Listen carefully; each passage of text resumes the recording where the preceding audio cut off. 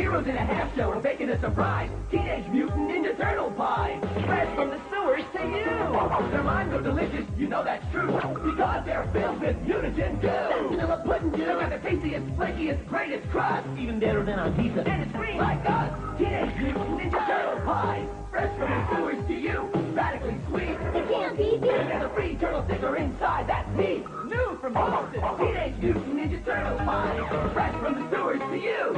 Hey, everybody. Welcome to another fantastic episode of Nerd with Dre and Jeff. I am not Dre, so I must be Jeff May, your co-host. And with me, as always, is... Well, I am the Sherlock to your Watson, as I'm able to deduce what you were talking about, Dre Alvarez.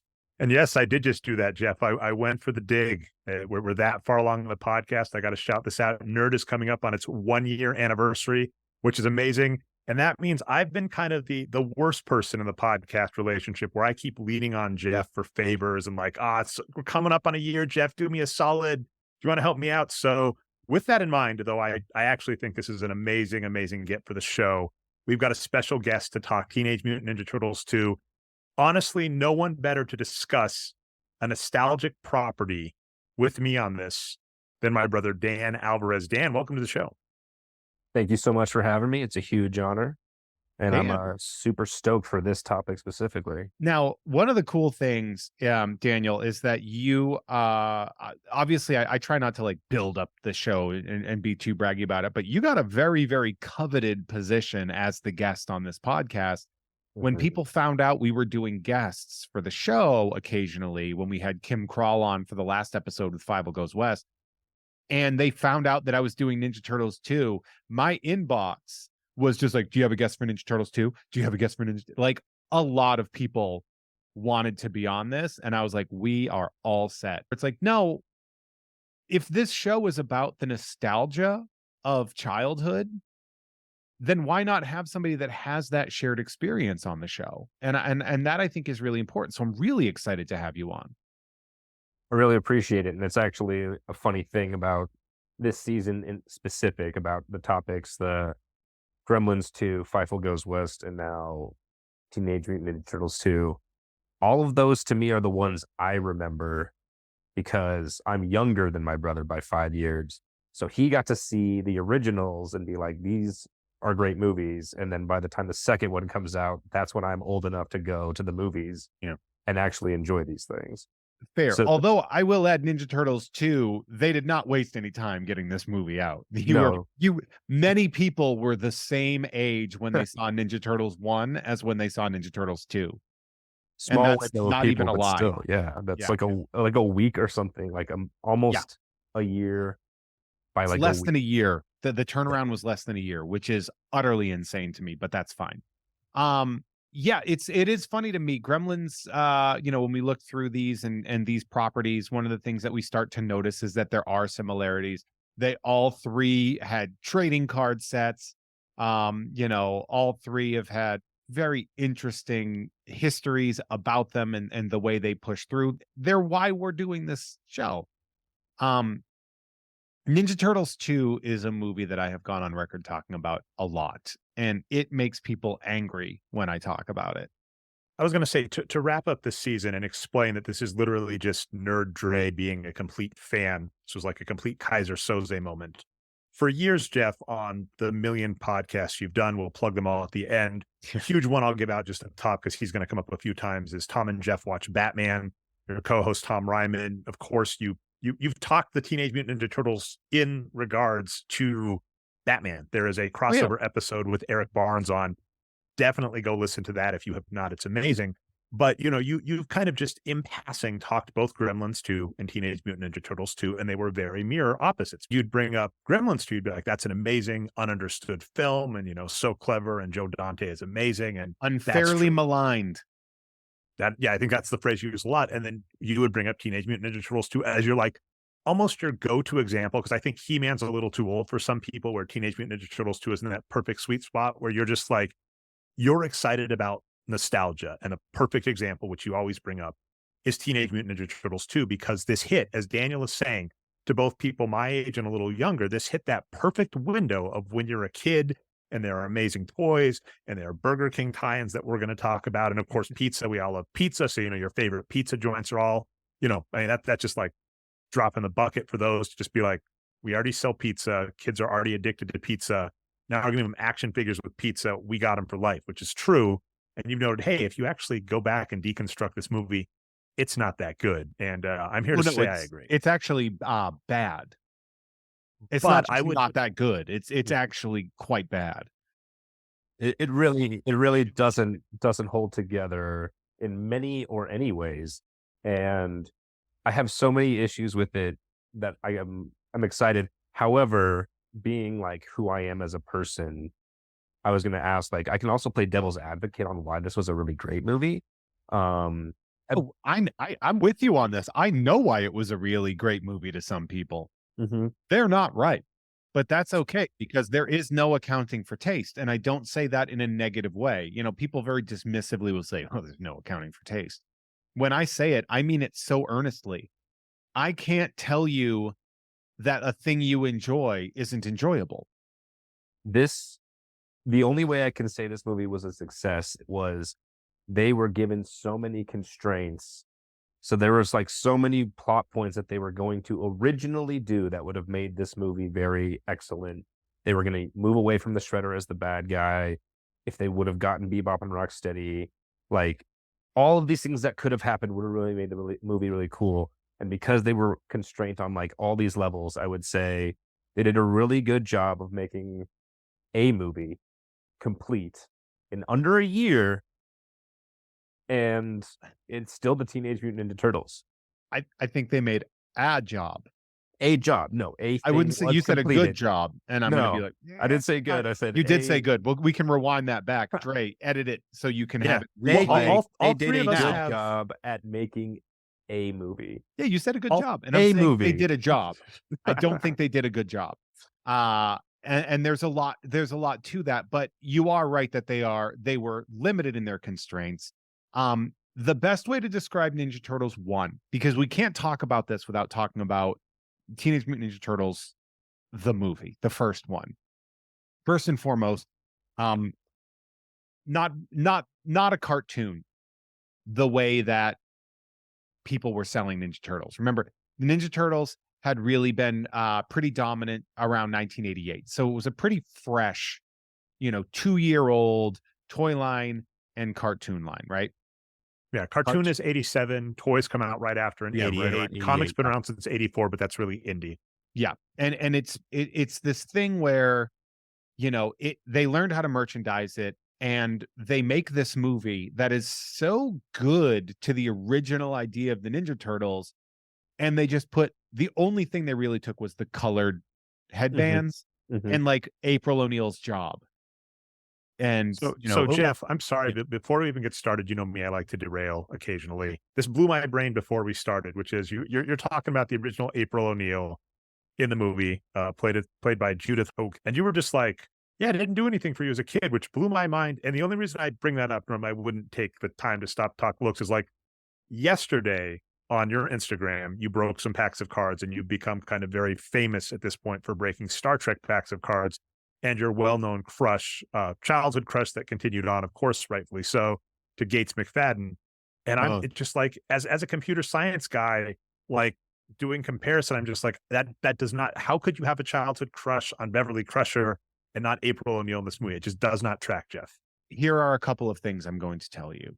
And I have 3 points to make here. One, I saw her in Star Trek Vegas, and we were walking next to each other, and I just looked, saw her, and just went, "Love you, boo." I don't know why I said it like that. Are you talking Gates McFadden or?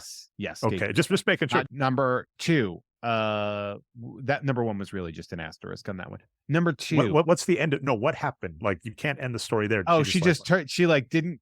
It took her a second, and then she turned, looked back, and smiled at me, and then continued moving on her way. So number 2, most of Star Trek: The Next Generation I watched in reruns, and most likely after 1990. Okay, that's fair. Right, syndication and everything. Number 3, I was introduced to a specific April O'Neil at first, being a weirdly buxom, short-haired, auburn-haired girl in a skin-tight yellow Very, very jumpsuit. rogue-like. I'm talking Rogue from the X-Men and like the yellow color suit and all that. Yeah. Yeah, One leather jacket away from copyright infringement. yeah, like like kind of an aggressively sexualized character without being fully sexualized. Like that version of April O'Neil probably shouldn't have been on the cartoon, right? The way they designed her. It is wild. I mean, especially since you're doing trading cards now where we have like freeze frames of stuff from like childhood IP. It is wild when you look like comics, cartoons, and you're just like, oh, that was marketed to kids. All right. Like looking at the Ninja Turtles cartoon and you look at April O'Neil and you're like, she is stacked. And like that's gonna do weird. There, you wanna know how I know it's gonna do weird shit to people when they're young? Look at how much they get angry when April O'Neil doesn't look like that. They get so mad when April O'Neil doesn't have like clown tits, basically. It's so weird to me. I don't understand it. But anyway, so by being given that April O'Neil, if you're faced with Judith Hogue, who is stunning, because I rewatched 1 and 2, I was like, this isn't what I signed up for. And I watched 1 now, and I was like, this is one of the prettiest ladies I've ever seen. Yeah, you got to go back and yell at Childhood Jeff. Like, Yeah. Childhood Jeff, you are wrong about many things, this included. I'm like, wake up! That is a beautiful, mature woman. She has a job. She's she's doing well. She's gonna get a corner office. She don't take no gruff from no one. She likes guys with a temper that do sports. It's everything you want.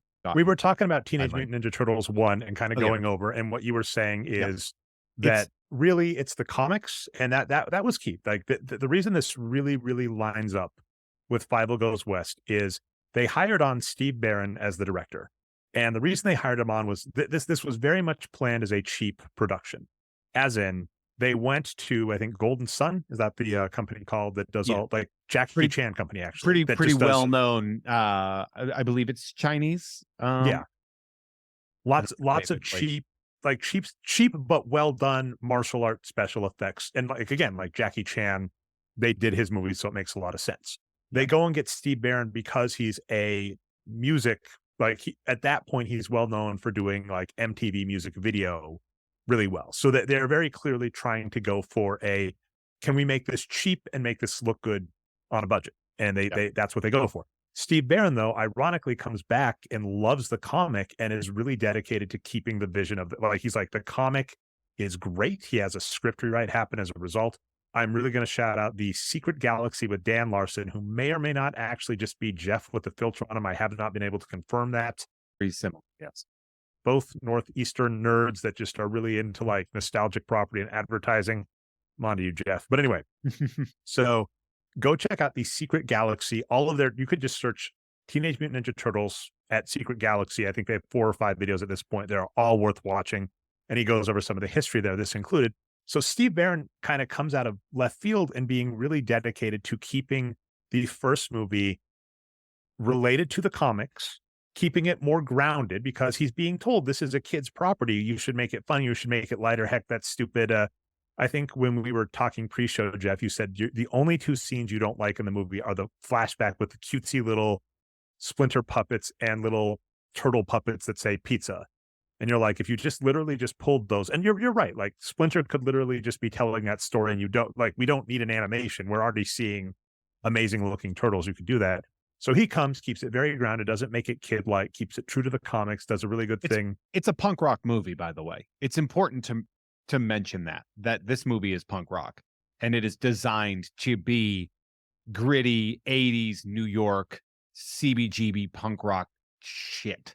Like there's a film on this film, pardon the phrasing. Did you notice that? Like that movie is the equivalent of like a smelly denim vest covered in patches. It's so surprisingly gritty, especially for a PG rating, and as well, like you were saying, it stays true to the comic. There's a lot of similarities, even though they actually had to Hollywood it up to make sure it's presentable for all ages. But like they kill the Shredder at the end. And they killed Shredder in the first Ninja Turtle series. Like, he's not the continuing thing like in the show. He was like, he was their first bad guy. Then they move on. So, it's surprising to see those things. It is definitely one of those things. Like, for some reason, I remember, how they always talk about the Mexico filter, where whenever they go to a third world country in a movie, or they go to like Mexico or something, they put like that yellow filter on everything to make it look dirtier. The sepia. It seems to me, even though it doesn't have it, that this movie has like a trashy filter on it. The first Ninja Turtles. It's purposefully unpolished. It's dark. It's dank. If you look at the imagery, you look at the music, MC Hammer's best song ever is on that soundtrack. And it sounds nothing like anything he's ever done. Like, This Is What We Do by MC Hammer is unbelievable. And if you look at that and you look at where it goes then versus what Ninja Turtles 2 is, Ninja Turtles 2 is pop. So while Ninja Turtles 1 is punk rock, Ninja Turtles 2 is pop. It's glossy, it's clean, it's more vibrant. Instead of having a relatively undiscovered MC Hammer, because I believe that was before You Can't Touch This that they got him, right? Really? That's wild. That's I think true. when did You Can't Touch This come out? Because I mean, he was still like, he was popular. He was like a real underground artist. But yeah, so You Can't So Touch it This was released April in- 27th, 1990 is when the music So, video got released. yeah. And of course the film would have been out before then, because you have to About a film month. it and get it. Yes. So like, he was an up and comer at the time. And in part 2, they take an already established Vanilla Ice and they say, go with it. The character's eyes is honestly one of the biggest things to notice, that they have very realistic people eyes in the first one. Like, they have very emotive eyes. And in the second one, they look much more cartoony. Their colors are slightly brightened. They're a little bit better lit. And it all removes sort of the mystique of what they're doing away. Well, yeah. Well, and I was going to say, the first one, really what happens is Baron comes in, has a very clear vision. The second one comes up and there are conflicting stories, but this is very, very much Don Bluth with Fievel versus the first one, where a bunch of studio notes come in. It's a surprise hit. We want to do all this stuff. And Baron was just like, I don't want to make this. That's not the movie I want to make. He steps away. They were also allegedly told, like, the flip side story. So this is why they're multiple. The producer said, oh, they wanted a director with standard budget. Yeah, I was gonna say, what I wanted to say about the second movie is that it really feels like it's one of those movies where they're like, you'll get more money if they don't do this, or we don't do this thing that we did in the first one. If we make it lighter, if we do these things. And then there's like an episode of 30 Rock where there's a movie they're producing and it can't lose money. So they just like completely take a horror movie and make it like a call in now and vote for your favorite character, kind of like sell out straight to like the Walmart $1 DVD bin kind of movie.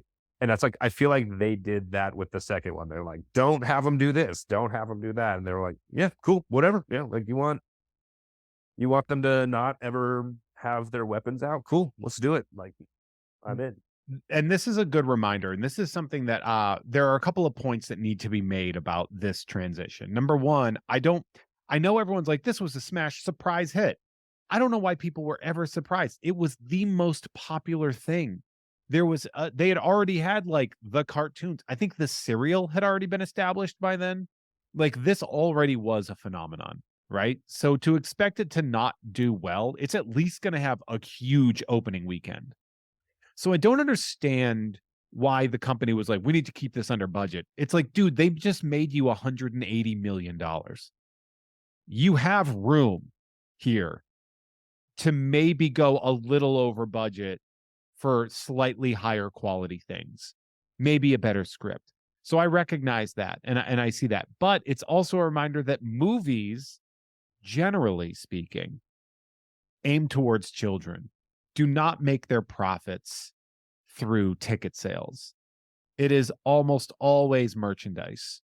Toys, for the most part, are the big thing. You want to sell toys, you make a movie, you have a tie-in. That's pretty standard. And at the time, didn't all of the Superman movies from like the 80s kind of ruin comic book movies at that time because people were like, oh, they just get worse. Like the first one was cool because we hadn't seen it before. Now they're just kind of money grabs. Kind of. I think the big thing about superhero films specifically is that no matter what your budget was, you didn't have the technology. Because Batman was there because like, well, we can do Batman. Batman's a doable thing. Yeah. We can do miniatures and we can do models and we can do all these things. Whereas, could you imagine trying to do an X-Men or Spider-Man movie? They would look campy and ridiculous at the time. So Superman's 3 and 4 really showcased the limits, but Superman 1 and 2 showcased what good story can do. It's just going to take a while for that to happen. And I think you're really not going to see the technology start to keep up until maybe The Mask, which is going to be a couple of years later. That's where you start seeing CGI start to blend in and be like, oh, okay, like this is doable. Mm-hmm. And then, I think the Blade to X-Men to Spider-Man, where computer graphics are less embarrassing looking. I think Spider-Man and X-Men 2 were the two where like I went and saw those and was just kind of like, whoa, what is this? Yeah. I'm going to try and wrap up transition from 1 to 2 and just point out that, yeah, Baron was fighting for money. Daniel, you made a really good point on the flip side, which is in the first one, a very auteur director was fighting for money that they didn't want to give him. And so 2 comes along, he's like, I don't want to do that. And they're like, well, yeah, we don't want to give you the money. The money they're willing to give is exactly to the stuff you're saying. If we don't take off our sponsors, if Michelangelo doesn't use his nunchucks, which doesn't happen, if we don't, if you watch the movie, just watch the number of times Leo reaches for his swords and doesn't do anything with them. I think he pulls them out at one point in the movie. He throws them into the ceiling at one point and uses them to kick off, but the movie itself doesn't do that. So the second one upped In the first budget, one, he slices Shredder's arm. Yeah. Yeah. And then that was, he gets one hit on Shredder's arm with the sword. That's why he's the leader. But yeah, the first one, they're fighting the Foot, stays very close. It ends with, as you already mentioned, Dan, them fighting the Foot Clan.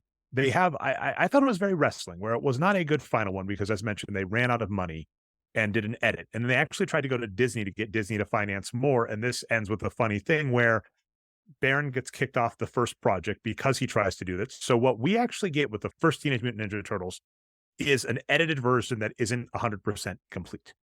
Then with Teenage Mutant Ninja Turtles 2, they lose a lot of the creative voices from the first movie, are given more money as long as they keep it really sanitized. And ironically, the second one, despite having complete budget authority, is 3 minutes shorter than the first one. Because you don't need it to be any longer. Because first off, you know who your audience is and you know that their attention span isn't particularly great. This was at a time when movies were rarely longer than an hour 40. Look at the original Star Wars. The Return of the Jedi is the only one that's 2 hours or longer versus what we see now with movies. I'd kill every movie was 90 minutes long. I'd be the happiest guy. I love when we were doing the watches for this, like I think all three of us watched both movies. And it's just like, oh my God, they're under 90 minutes. It's not 2+ hours. I took my kid and I think it was like still over an hour and a half to the most recent one. Yeah. Yeah. I was gonna say that's like the good time for a good formulaic movie. Yeah. Like something happens. What are we gonna do? Plot point. First battle where they lose. Second battle where they win. Wrap it up. Well, speaking about formulaic but not good, do you mind if we hop in? Dare we unpack Teenage Mutant Ninja Turtles 2 and start going through? I've got Turtlepedia.fandom.com. I got the plot in front of me. I wasn't sure I wanted to do this after Fievel Goes West, Jeff, but 3 paragraphs. I think the three of us can get through 3 paragraphs and have plenty of time to talk about pie. What I want to add about this, though, is that when we talk about like, oh, well, it's not as long as whatever, and we talk about the notes that they get from the studio, the big notes are like, keep it toyetic, keep it safe, make sure that we stop having parents complain that their kids are kicking the shit out of each other. It's like, also they're like, our kids are grabbing swords and attacking each other. It's like, you're giving your kids swords. Why do you guys have quit swords? complaining? Yeah, like. But I also understand that you cannot control what a 7-year-old does when they are outside of your sphere of influence as well. Like, I know we always say like parents should parent, but also at the same time, it's like, yeah, but I mean, it's not always going to be that their parents are going to be there when their kids are doing karate kicks at each other. It's just not going to happen. So you also have to sort of be like, well, kids are also going to be kids. I hate to say that because Yeah. that has such a negative connotation to it, but like to pretend that every child is going to be safe, considerate, and to not understand the consequences of their actions, or to understand the consequences of their actions, excuse me, is it insane. That is an insane thing to think, that kids aren't going to get hurt with each other. The existence of me and my brother is like exactly that. Like Woof. I think you have your brother, right? And like it is just something where We beat the shit out of each other. Oh yeah. The amount of times my brother, he's 5 years older, so there was never a fight that I won, but that didn't deter me from like the next fight. Like, As soon as I got bigger than my brother, which happened very fast, all of a sudden he was like, truce. oh, It's like, that doesn't Weird. That's weird, Daniel. the first time I was able to push my brother back, he was like, "Hey man, mom doesn't like it when we fight. She So gets fun, stressed yeah. out." And I was like, "Oh yeah, you're right." You got him, Dre. My brother and I used to play act the Raphael versus Casey Jones park fight. We used to literally do Yeah. that back and forth at each other all the time. Sorry, we got to take this. I've actually been written about this exact scene. And given your amazing podcast with Adam Todd Brown, Jose Canseco, go listen to that. Jose It's one of the Canseco bat. what is what I look. Didn't I'm pay the money for stats this. nerd. I looked that up. This came out the year before he won MVP off a great year. That line doesn't make any sense. And what's more, very Jeff? polarizing. What's more, Jeff? Yeah. That scene, they're talking about like, they keep making sports jokes at each other, including cricket. None of their lines back and forth make sense. Like he calls it a home run when it'd be like a ground rule single at best. Ground rule single, that's not even a thing. Just a bloop single. And like I think he makes a cricket comment, and like Raphael's dead, like with how hard he hit him, because he goes flying on the cricket bat. If you haven't watched it in the first Teenage Mutant Ninja Turtles, Casey Jones is, as Jeff mentioned, this sports wielding, like Absolute psychopath. Yeah. Jason Voorhees masked person that shows up, and is supposed to be a parody of a bunch of the Dark and Gritty, while also like homage to that. I mean, And they literally gave him the Dirty Harry voice in the cartoon for a reason. And and he fights with Raphael, and he hits him in the head with a cricket bat, and that would have killed him. But yeah, He's got no nose to break. But he's a turtle. Turtles have the hardest heads. Everyone knows this. It is absolutely, that the Jose Canseco line, you got to remember too. And one of the things that I forgot about is how like Brooklyn Raphael is. He'd be a Yankees fan, maybe a Mets fan, but probably not. Like Jose Canseco was a very polarizing character. He was getting a lot of attention. He was doing a lot of stuff, but he was a very California personality, even though he's a Cuban immigrant from Miami. So like, yeah, like if you're in New York, you hate Jose Canseco. So when he's doing that and he's like, tell me you didn't pay money for this. When I was a kid, I thought Raphael was accusing him of stealing. And now as an adult, I realize he's really hoping that you stole that, which is even funnier. By the way, Jeff, I love that you're able to do this in even bad movies where you're able to justify or explain the scenes. We'll see if you can keep that going. And in fact, I'm going to pull an audible on the plot because this scene is missing, but I feel it is one of the most important in the movie. Teenage Mutant Ninja Turtles 2 opens with our guy, Ernie Reyes Jr., but he is a child put in much too big of a role. And I don't know what it was about the 90s. Very Edward Furlong, I think that's his name, in Terminator 2. Yep. For whatever reason, 90s movies said, what we really need is a long-haired kid with an attitude that still has a prepubescent voice. And God, they don't age well. I don't necessarily agree with you on this one. You like Kino and Teenage Mutant Ninja Turtles too? I think Kino's a great addition to it. I think if you have access to somebody like Ernie Reyes Jr., you use him. And because there's a history behind it, and we I think we may have even discussed it in the past, but like Ernie Reyes Sr., obviously a very famous stunt coordinator, actor himself, just really talented.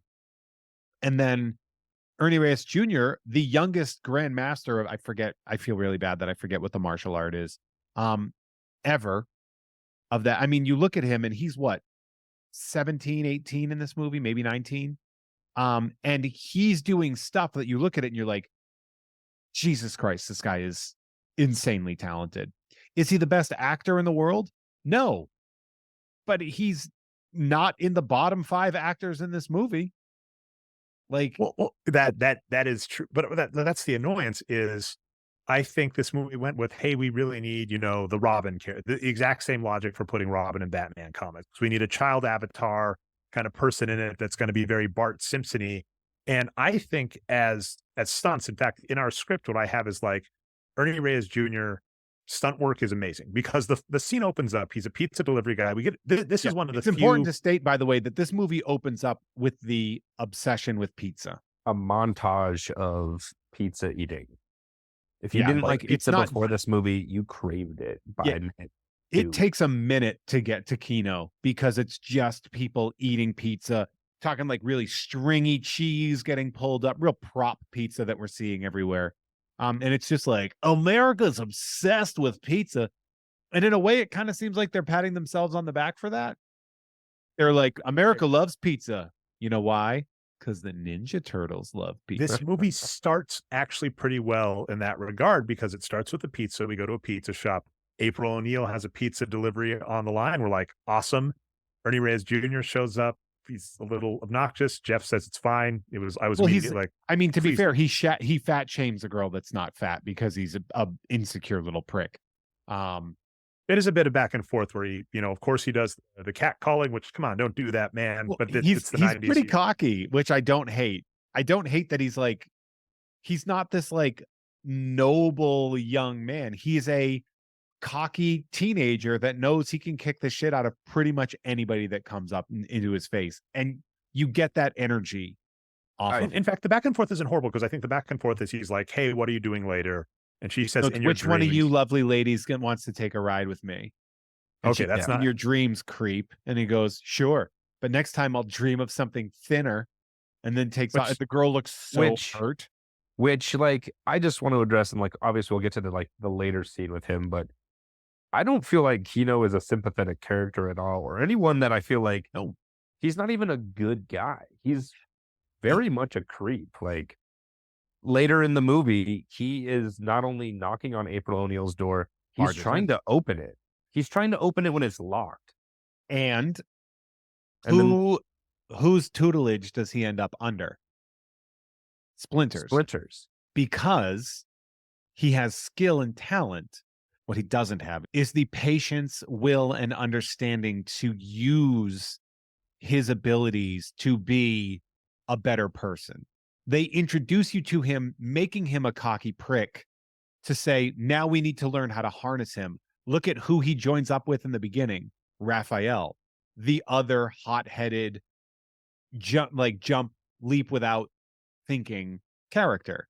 He's a Raphael at first, and he goes under Splinter's tutelage to not be that. Now, granted, he says, I can't wait anymore, and runs away. And we're going to talk about more bad Star Wars ripoff scenes for sure.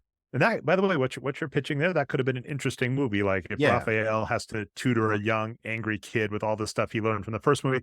But nope, they went back to the stereotypes, right? We're going to learn the rap song. But like Donatello does machines, Leonardo leads, Raphael's anger, Michelangelo's a cool dude or whatever. He's a party dude. Party dude. So, but anyway, that scene starts happening. He goes to deliver the pizza. Ernie Reyes Jr. shows up, Kino, and notices a robbery going on at the mall right by April O'Neil's house.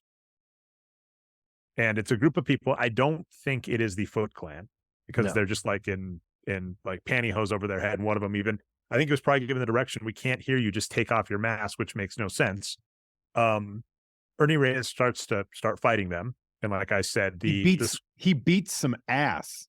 Like And he's 4 like, of "Oh, them, yeah, I know right? martial You're not arts." you're not giving Ernie Reyes Jr. enough credit for what this opening scene is, where he shows up and beats 4 men nearly to death and goes, "Did I mention I study martial arts?" And then 15 more guys come out of the Galleria. Now, the reason she lives next to a mall is, I think, something that we don't consider, which is the fact that is That's New York, baby. Yeah. New York, man. The doozers are building. That's what doozers do. Like, they're just putting shit up in New York. That is a concrete jungle.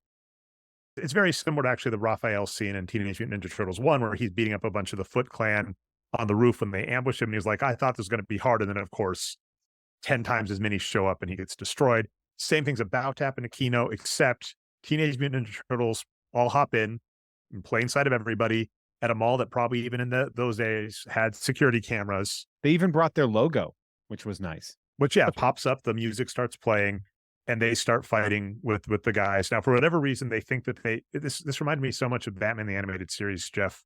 That episode where, like, Bruce has to fight a ninja, and he has to keep the reporter out, so he, like, rolls her up in a rug. They do the same thing to Kino in this movie, where they, like, roll him up and shove him away so he doesn't see, but it's like, it doesn't matter. He already saw you, and this big group of people that are villains has seen you. Why are you trying to be discreet with Kino? I think that what they're getting at is, let's make people think they were hallucinating instead of have a nice long conversation and fight alongside this person. But there's like 40 of these thieves. There's so many. They come out of everywhere. And it's like, so wait a minute. We all imagined giant turtles? Like, They all killed 20 the security guard, by the way. oh, yeah. That There's guy's there's a 0% chance that security guard is alive. And especially because, like, the lights are on, like, they're not being careful. They're like, we'll No. just take our time, so we have to kill They this. are But then they get colony of robbers.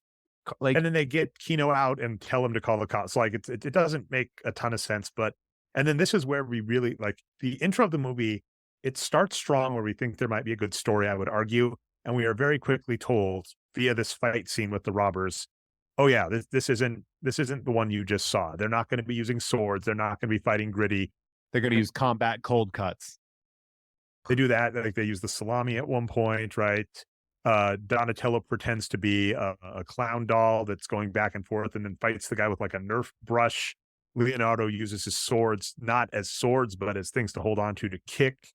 Yeah, and it just, we do not see nunchucks in this movie except for one scene for a stupid reason, the one Dan was mentioning about Kino trying to break into April's apartment. It's just like, yeah, we are very quickly told, yeah, you're not, if you were expecting realistic fighting in this movie, you are not going to get it.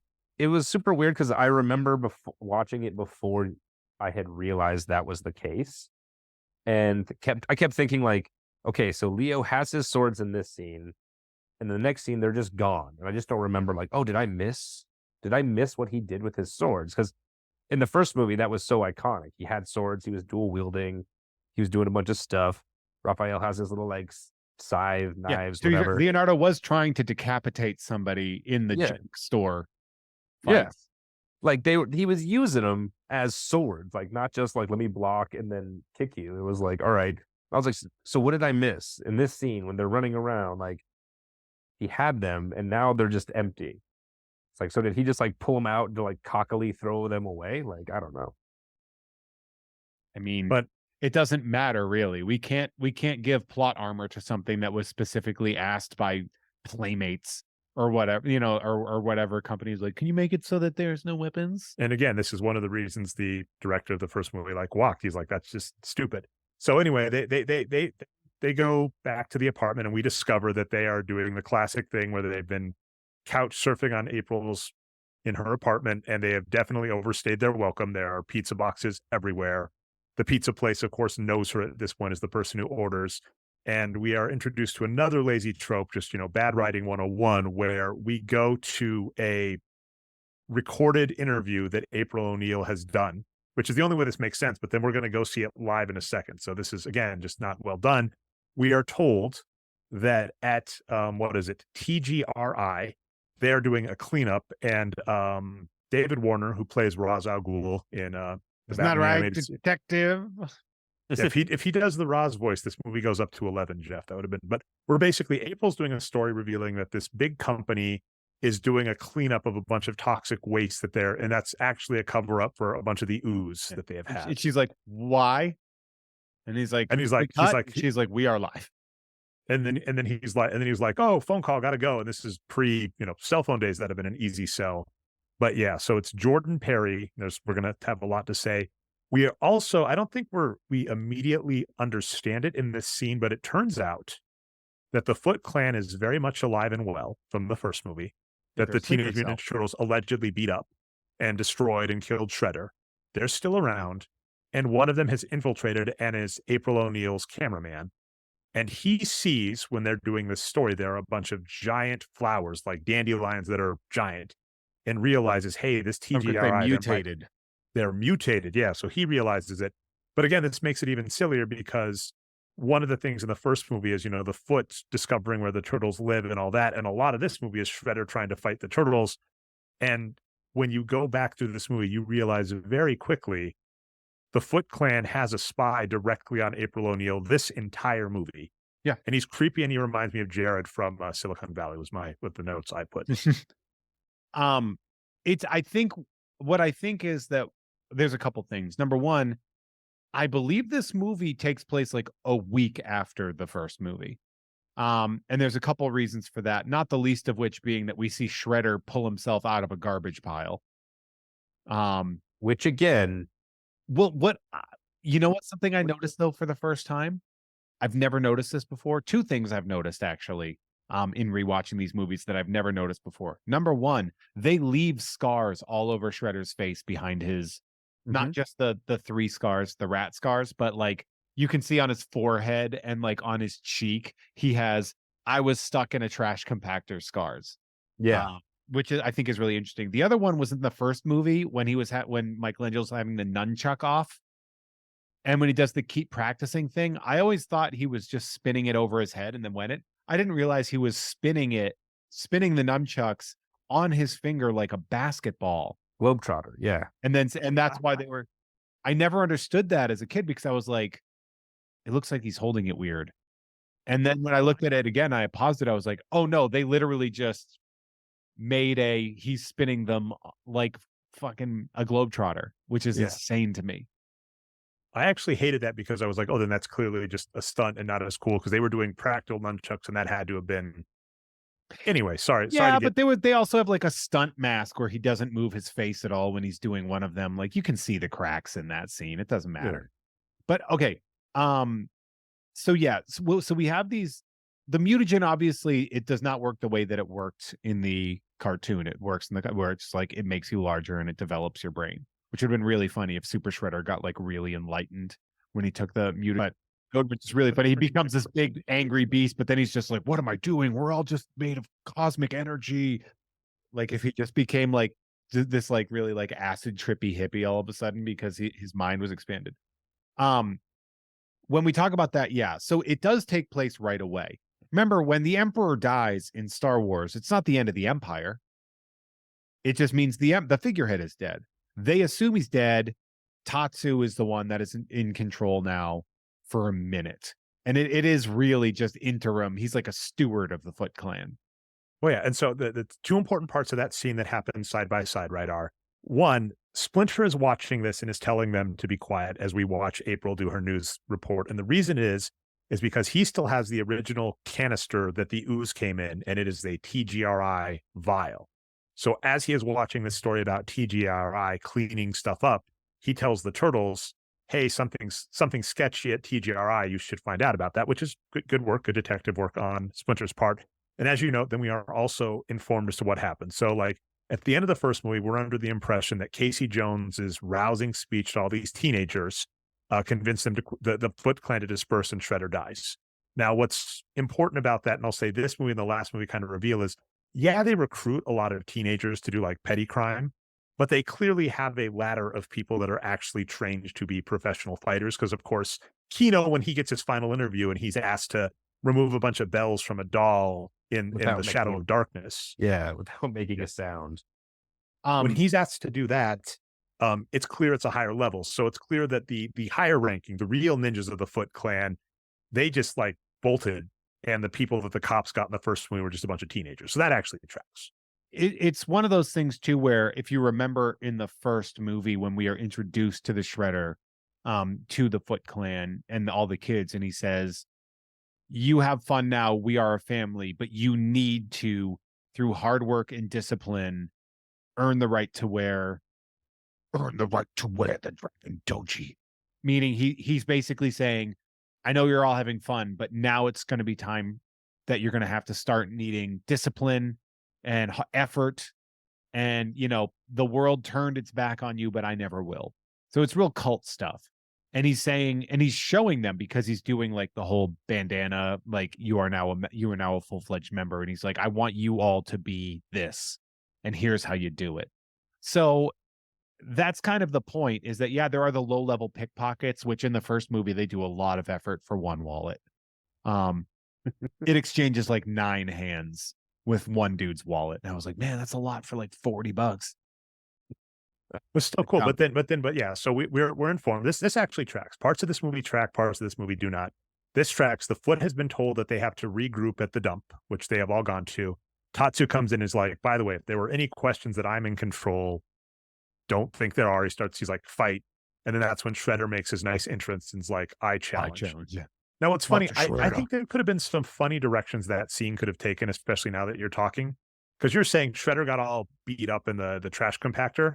It'd have been funny if like Shredder came in and was like, you're going to insult my armor now? Like, you still think my armor is like overly dramatic and stupid now? Look what happened. He's like, he could have done that. Or like, I thought it would have been very nice if it was like tender when he's like, none shall come back. And Shredder comes back and he's like, I thought I lost you. And he's like, you'll never lose me. And they could have hugged. That would have been nice. Yeah, I don't think Tatsu is stoked that Shredder is still alive. I thought they like each other. That's my headcanon, is they're good No, friends. I don't think anybody likes the Shredder. I think everybody fears the sad. Shredder. I think the Shredder needs a friend, Jeff. Tatsu was calculating in the first one. As he didn't fight in the first one. He didn't do anything. He just was around and then waited for Shredder to, get got. He kicks a bunch of teenagers in the face. Yeah, like he's like, which is cool. He's like, have you met a teenager? Like, if you had to be babysit a bunch of teenagers, like if you're I'm jealous. Like, yeah. Especially like the hotshot kid that's like, oh, I'm the best Foot Clan prospect out here. He was like, I'm the best karate boy in the room. Exactly. He's like, all right, let me just beat this kid up real quick. Well, it's funny too, because he does a lot of karate on Casey Jones, and then Casey Jones is like, oh man, we are not in a dojo, and just beats this man. He attempts to murder him. I think it's like he hits him with a golf club, right? Tailor-made golf club or something like that. Yeah, he hits him with like a Jack Nicklaus driver to that's what it fucking is. face. Yeah, that's like and then he walks outside and then crushes the Shredder. Casey Jones is an absolute monster, and I love every ounce of him. No mercy. And of course, he was one of the first things shot. Like the actors, like, you'd had to pay me more for the movie, but let's be clear. Like Casey Jones had no hope of making it into this movie. I mean, fair, but Elias Koteas, he was a very popular character in there, but I think they were like, no, we need somebody younger, because we don't need a homophobic 30-year-old to be our role model. Yeah. They want a kid. Wasn't Ernie Reyes Jr. the stunt actor? Donatello, yeah. For Donatello, yeah, in the first one, like for all the martial arts scenes. He sure was. Yeah. And then now it's awesome. Like this was his reward, was like Ernie Reyes Jr. is the world. He's one of the most fascinating people I've ever heard of. Yeah. Like a person that, I mean, he's like when you'd be like, these Tibetan monks have mastered this martial art, and you're like, whatever. And then you see just a kid, like an actor kid, and he is the thing that you were like whatevering about. And it's also, he's doing it on camera. I think he even played in like a Disney made for TV show where he did that or something. Like, he had a bunch of stuff, which is he was in awesome a show stuff. called Sidekicks, I believe, that was not related to the Chuck Norris movie. Which, oh yeah, that was another kid movie with the white kid. That'd be an interesting one at some point, Jeff. We got too many things on the back burner though. But all right, so we actually have a good point here where Shredder is back. Splinter knows that the Ooze is out there, and Splinter's also like, okay, well, now it's time for us to find a place to stay, move on our own, and find out our origins. So, but basically they go to TGRI to kind of discover the origins of the Ooze, to see what's going on. I mentioned this scene before the show. I'm going to mention it now. It's going to live in my head forever. This is an 84-minute movie. They go into this science facility to try and find the ooze. Donatello hacks a database right after we found that Dr. Perry he's destroyed all canisters of the ooze but one. And then the foot come in and grab him. And then the turtles come in after, and they're trying to figure out what's going on. And they're like, is there an ooze? And Donatello has hacked the machine and is like, it looks like they're all destroyed but one. And they're like, but I can't find, he's like, it's classified. I can't find any information. And they're like, can you hack the database? He's like, I don't know, but it's coded. If I do that, it might all shut down. This is all going on. We have a computer hacking scene with Donatello hacking machine that is completely needless because he crashes the machine. But right after the machine crashes, Tatsu just reveals, hey, we got the canister. Right. And then the turtles fight with the foot over They it. had all that time to just sneak away quietly. And they've already gotten Dr. Perry out of there. Like, he's not in that fight scene. So they've obviously already kidnapped him and taken him back to the junkyard. So they had ample time to all leave. I would like to but add, no. by the way, that scene, the cracking scene, is 3% of the entire movie. Wow. It was like a 3-minute, and I was just like, and again, it doesn't do anything because they're going to meet Dr. Perry later and he's going to talk about the ooze. They're going to see that the foot have it. That scene does nothing except I think they just needed something. They're like, well, can you add? It add gives to the a scene? moment of suspense. It gives you Donatello doing machines. It gives you the history of how many canisters of ooze existed. It gives you all that. They do take up a lot of time showing you these things. But it does, I guess in a way, it does set up the whole thing. It's not great. Dispersed. Fair enough. That's true. Okay, so they have a big fight, and then the foot, even to what Daniel is saying, at the end, Tatsu just says, like, ninja vanish, throws a smoke bomb down, and they disperse. He can, throws like, it raise your at hand. the turtles, by the way. Which He is doesn't drop so the weird. smoke bomb in front of himself. He throws it like a grenade at the turtles. Yeah. Yeah, then the smoke is all in their eyes. And It lands at their feet. Donatello, take a swing at that thing at least. He's not allowed to use his bow staff because of studio He is notes. the only one allowed to use his bow. Oh, wait, you're right. He could have done it. He's the only Ninja Turtle that's, because, I would like to add how stupid that is. The only accessible weapon to children is a stick. And that's the only weapon that they allowed the Ninja Turtles to use was the stick. And he Nice. always uses it like a bat. Like, he'll spin it around and then he'll like put it in two hands and Yep. swing. Like a He bat. And it's swings like, it like a Jose Canseco bat. Yeah, it's like he never uses it like a bow staff. He All right. swings. Now, then we get to Shredder's master plan, which makes a ton of sense, and I don't get it. Because he wants to destroy the turtles, and let's just note that the ninjas just have the turtles surrounded, but no, they vanish. And Shredder's like, here's what I'm going to do. These turtles defeated me, kinda. I'm going to make my own animals, and he's going to have Dr. Perry make him his own animals. And I don't understand how this happened, but the Foot Clan went out and got vicious animals, and they brought back a wolf and a snapping turtle. Yes. Okay. So we can talk about that if you want to, because the plot makes sense. I don't know why you don't. This is one of the few things I don't have a problem with. I was going to say this is something I actually had to look up to see how plausible this would be. The plot being, he was like, and he says it. This is a movie trailer line where he's like, "This time it will be freak against freak." That was used in the trailer, because I very much remember that line from the trailer. He's like, look, obviously the mutations here that they got there, these turtles are doing what they do or whatever and how they were raised. I will take animals that are real sons of bitches. Like, I will get, and he wants the meanest animals you can find, which, to be fair, New York probably doesn't have a lot of unless you break into the zoo. Yeah, and I mean, it's not like he has an army of ninjas that could easily break into something like we just saw. Yeah, so maybe they broke in and got a wolf and a snapping turtle, because I don't know if a ninja would feel comfortable going into the gorilla pen or the lion pen. Like, they still have to be animals that you can transport. But remember that they are babies of their respective species. They are. Because when they like revert back or whatever, it's like Razar's like a puppy. Well, they're Eh, intellectual babies too. They That's I are, think what the big thing is that but he's they're not like a full-sized wolf when they like revert back to their regular. no, I don't think he's a wolf at all. Yeah. I think it's like a Samoyed or something like Yeah. that. Like so but what he's going to do is like, look, if Splinter can train them to be one way, I can train them to be another way. So get me two bastard animals and we're going to make just an unstoppable monster. That works for me. Small turtles would be, and that are mutated to age like whatever. I don't know. But that's not one of the plot holes that I Well, particularly have a what's problem amusing about it now? Here's a question that's in the notes on Turtlepedia.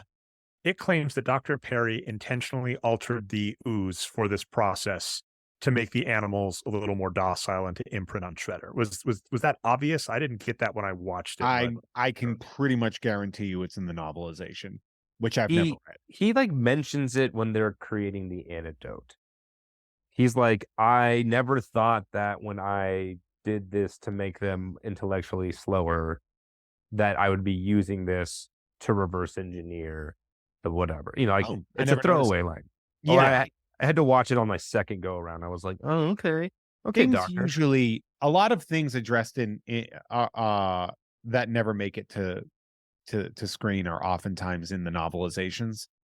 Or comic books. I read the comic book of this. I read the comic of the movie based on the comic, Jeff. That's how nerdy I was when I was Fair young. enough.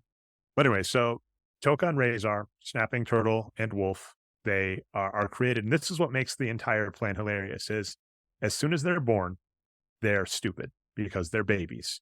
And that does do one of the good lines. We got to hear a Jeff classic, the babies line for sure. Red Berbers. Yeah. And then he's like, you know what? He's Never like, mind. kill Kill him. which Yeah. I'd love that he immediately is like, fucking kill these things. And Perry's that- like, They're living creatures. they're living beings. And it's like, you're talking to a man wearing spikes. Also, doesn't- like, did the doctor was like real like nefarious in the first scene, and like he's really like, I'm like, ooh, this is the bad guy. And then by the dumpster scene when he's in the dump, it's like, oh, he's just a scientist forced to do evil stuff. But like in the beginning when they're like, oh, we found this thing, and he's like, how could you, like, we have to hide in plain sight. Yeah, he's like, we have to hide in plain sight and do these things. Like, yeah, I think he fucked up and he has to cover his own ass. I think that's really what it is. Like, did you get far enough on the stuff, Dan, to read about how he was? It's just so convoluted. He was originally supposed to be Baxter, the scientist that, routinely gets kidnapped by Shredder and slowly via his own experiments transforms himself and goes mad. They decided not to do that for budget reasons because making Mousers, which were like the awesome enemy in like the arcade game, which was great, couldn't do that. So they make him his own character. He was going to be an alien because in the comics and in, I believe, the cartoon, the Ooze is alien in origin. And so, of course, at the end of the movie, he catches the Ooze and disappears. And we're going to discover at the end of the movie that he is an alien, dun, dun, dun, maybe setting something up, very Frank Langella in He-Man Master of the Universe ending. We didn't get that ending. And they said it would be too confusing to reveal him as an alien because people might think he was Krang, which would also have been a cool thing, but they didn't do anything with that. And my funny note on this is the movie is called The Secret of the Ooze. And even in the plot line, the movie has a very existential crisis for the Turtles in that they're like, we thought we were special and you're telling us we were just an accident. I don't know if either of you have seen Wet Hot American Summer. yeah, of course. There's an amazing scene in that movie with Janine Garofalo where she's going to come in to say bad news is. So she like rushes in and she says, my bad news is, and then she's told that there's nothing, that it's been solved. And she goes, there is no bad news, and leaves. So this movie is titled The Secret of the Ooze. The original script was all about revealing the secret of the Ooze. And after all of the script cuts and re-edits and, concessions to budget, the secret of the Ooze is there is no secret. I mean, maybe, we could have something about like determination and, we can find like, no, the secret is that you are special because of who you are, not because of the Ooze. The real secret was inside you the whole time. That's an easy transition to make. I'm not saying it's good. I think it's a cop out, but isn't the secret of the Ooze that it just mutates whatever into larger, like that's why they're like, that's the secret. yeah, they're like, look, we've made these trailers already. We've already come up with the title. Title doesn't necessarily change just because of that. Now, I would like to add something that you addressed, which is that in all aspects, the mutagen is extraterrestrial in origin, except for the movies, right? Mhm. When Michael Bay was redoing the Turtles and they mentioned that that was going to be a plot point, stupid people got very upset Yeah. because they had no idea that that was the actual history of that. They thought, they're like, you're going to make the Ninja Turtles aliens? He's like, you guys are. It's kind of like Michael Bay should have been like, hey, I feel like I might know more about this than you because I'm investing $100 million in it. I mean, he really does know how to make a movie about action figures. So, like, let him do his thing. I mean, by the way, kind of. you actually watched that as research, Dan. Mhm. How was it? I haven't I seen watched the Michael both Bay of them. ones. I have not seen the Michael Bay. The second one's really fun. Again, I feel like it's one of those, like, I remember when they came out, I was like, oh, they're gonna make a live action, but the turtles are CGI. This is stupid. I was hating on it. And a friend of mine pointed out, he was like, oh, I get to take my son to see this. And now my kid and I have Teenage Mutant Ninja Turtles in common. And I was like, oh, I didn't think about it that way. Like, he's like, now my son wants to play with those toys and I can relate. And he's like, I don't like the Shredder. And I'm like, I don't like the Shredder. You know, like, I was like, no, that's fun. That's cute, you know? And There's a like, lot of missteps in that film. yeah, I mean, there's, yeah. making William Fichtner be the Shredder and then realizing at the last minute that you couldn't do that. So they make the Shredder somebody else. And that is, it makes it a very strange and confusing And like, combination. just the amount of everything that went into it was like, yeah, this is Transformers, but with turtles. Like, Making the turtles Hulk size, I personally didn't necessarily like. I liked the idea that they were small and kind of sleek yet chunky. But also, who gives a shit? yeah. Well, Kids- also the kids like easy it answer, I as a numbers nerd that does this a lot with movie grosses, that was one of my first big things. I will say the frustrating reality about movies is the international market matters so much more than people give credit for. And they love So the Michael Bay. The Michael Bay film, domestically, you can argue, you can be like, oh, what a failure. Look, it didn't even live up to the first one. That sucker made $300 million internationally. China fucking loves Michael Bay. Michael Bay cannot bomb in China. Maybe Pain and Gain. That would be the only movie that I think China would be like, we're good. But that had like a plot and didn't Yes. have CGI. So When Michael Bay makes a tentpole film, or a sequel or whatever, China is like, this is extremely my shit. Put it in my veins. Let's Mhm. go. Let's go. Back to Ninja Turtles 2, and we see it's much more of a DIY with a budget energy that you have here, where they're like, we need to hurry up and capitalize on this thing. And you can see the seams. You can see the cracks. Well, and after that big fight, they go back to the apartment. Kino comes back to April's place thinking, like, knowing the turtles are there because he saw them and he knows there's a connection. So he comes in with the auspice. Somebody ordered a pizza. They're not there. I thought you'd want it because you order so much. He says, cool. He basically, as Daniel was noting, like forces her way into the thing. He's being real smarmy, because he's like questioning her. He's like, oh, what's going on? She should just be like, it's my fucking house. Go away. I don't have to answer anything. To be fair, if I knew there were aliens at someone's house and they were hiding them, I'd be like, we're just going to pretend that that's not a thing? I'm saying with knowing what he knows, we can kind of give it a break. But I'm saying like her response should literally be like, get out of my house. What are you trying to do? Because he comes in, he's like, oh, wait, why do you have nunchucks there? And she's like, oh, I practice. And she does it horribly. I think she knows she's caught. Like, this happened. She knows he knows. But she still has like accountability where she's like, I haven't said anything. Yeah, she's still trying to cover it up, even though they're both like, are we really doing this? Yeah. This actually happens in the new one, but let's point out that the turtles, for being, masters of stealth, I do like the combination of ninja and turtle because you really can't be both. Like, they're horrible hiders because they try and hide. And Kino's like, I can see the giant turtle foot from behind the screen. So he exposes them and then basically shows off that, the Foot Clan, not only are they not dead, they're like actively recruiting. And he's like, oh, yeah, I got a call from a Foot Clan recruiter. We can infiltrate him. And like their answer should be, you mean the word on the street is? Are No, they he putting says that. are they putting up signs at dojos? I don't know what they're doing, but yeah, so Raphael's like, let's do it. And Splinter's like, no, let's go find a new place and figure out the origin. So that's where you get Raphael and Kino go off to infiltrate the Foot, and the other turtles go off to find a new place. And they find the coolest place, which, by the way, like, did they just give up looking in the sewer in the first movie? Like, they could have had that, like, multiple hideouts. It would have made sense. Anyway, regardless. I mean, I feel like that was just like a what is it that they say? It's like a former, it's like Subway an stop, right? old subway tunnel that no Yeah. longer is a thing, and they've replaced it with, I'm guessing, sewer lines and stuff. And then they also, it's still fully powered. They didn't cut any of the power to it.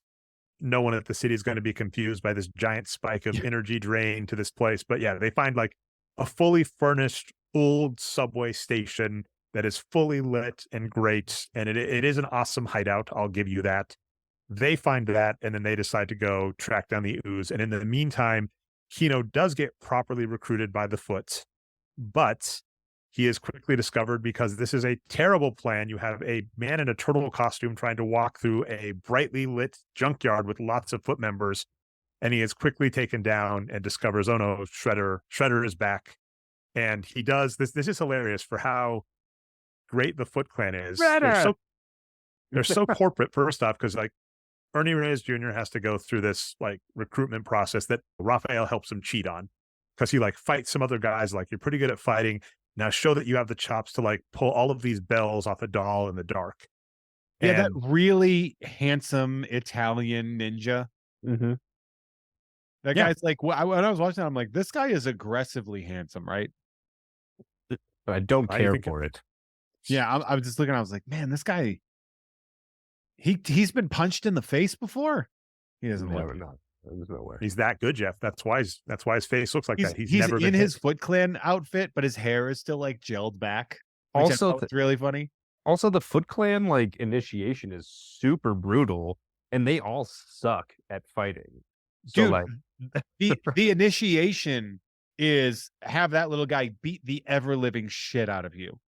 they're like, hey, you all have to fight. We're only going to take the top fighter out of all of you. You have to do all these other things.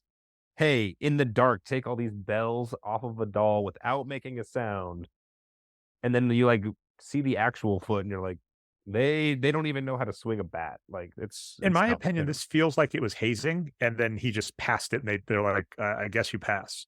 Because I'm Yeah. willing to bet like most people fail that test, and like, you'll learn that with the Foot. And he passes it. They're like, I guess you pass. And more rightfully so, they go, this is suspicious. Let's follow that guy. Yeah, But it that's still seems strangely corporate, because they're like, all right, well, welcome to Foot Clan headquarters. That's over there. The dojo's over there. You're going to go get your gi over there. You're going to talk to Gail in HR, and she's going to get you hooked up with a PIN number. So he's doing that. Raphael's following him around and thinks he sees the shadow of Shredder. They get ambushed. While they get ambushed, he says, run. I see the Shredder. Sorry, pretty- that's every I love pretty the spot Jeff on. voice. he Yeah. has such a ridiculous accent in this. I love it. I love Ralph's voice. But like, It's the but best. Michelangelo sounds like a Californian, which makes no sense. Well, I mean, he's a party dude. So But that's but he's never been to California. My And New easy Yorkers argument- hate Californians, so that's why they're giving him that sort of like energy, is that they're like, he's a party dude, like California style. Look, I'm not saying it's referencing good. the new. I keep referencing the new Teenage Mutant Ninja Turtles, which did a better job. I think Teenage Mutant Ninja Turtles, the one in theaters now, really is Secret of the Ooze, but remade correctly. I have not Well, seen it yet. Yeah, don't. Yeah, but and I'll not spoil anything. But what I'll say is Spoil that it for me. I'm going to end this program.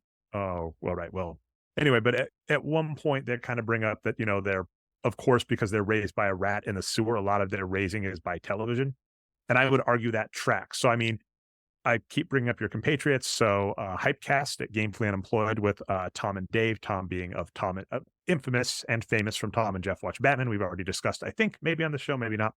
But regardless, they were talking about how like a lot of the references the Turtles make in the first movie and even in this movie are like Humphrey Bogart in old movies.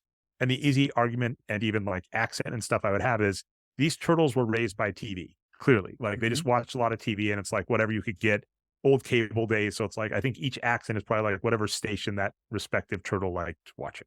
Yeah. Would be my 2 cents. Fair enough. Although Raphael just is New York.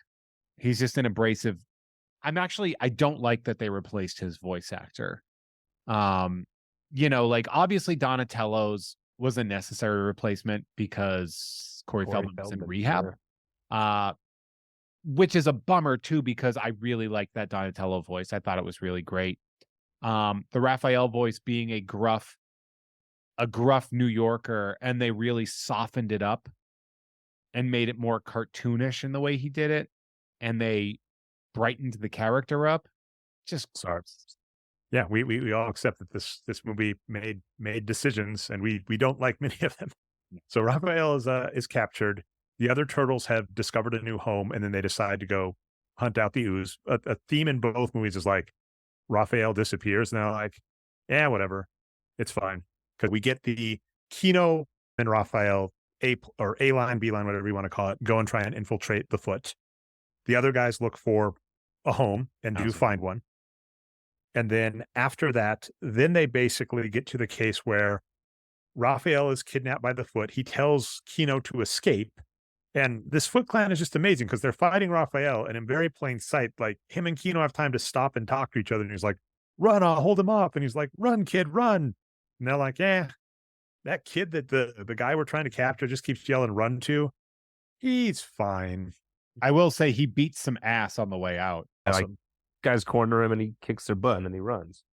He has proven time and time again that one or two people in a Foot Clan gi are not going to do very well against him. He is a lightning fast nightmare to fight. I'm liking the headcanon. Look at what he did in the rundown. Oh, that was amazing. Yeah, that was on deck as a possibility, because this series did stem from Ernie Reyes Jr., which we finally got to.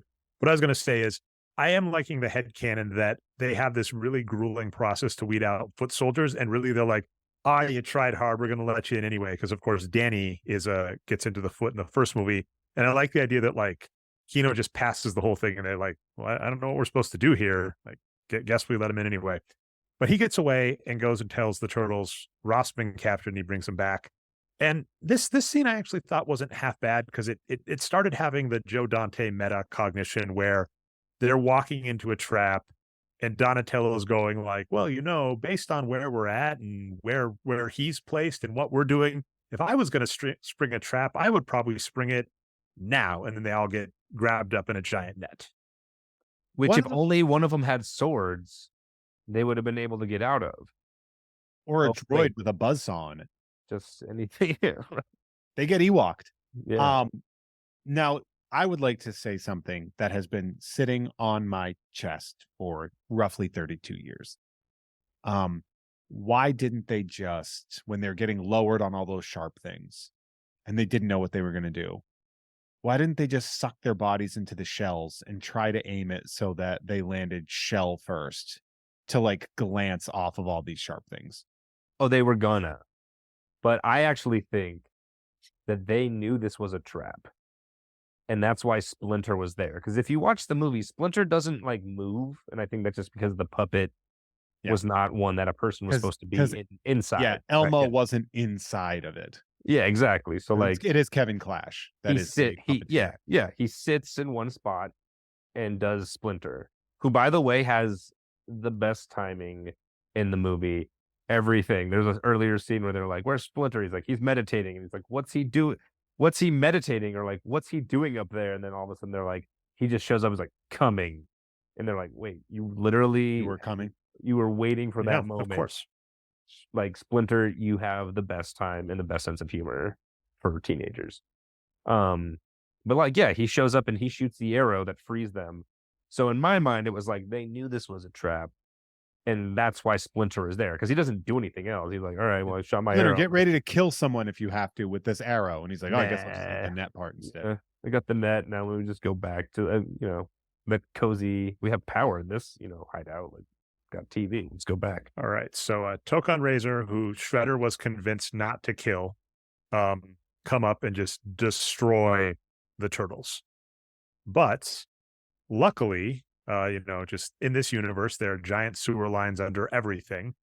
They discover a manhole cover, and they both rescue Dr. Perry And they have some comedic moments, right? The classic duct tape off the mouth or whatever happens and whatever. So they find him, they rescue him, and then the reason for their escape is Razor the turtle. I always get him confused. Who's the wolf? Toka. Who's the turtle? Toka Toka's is Toka's the turtle.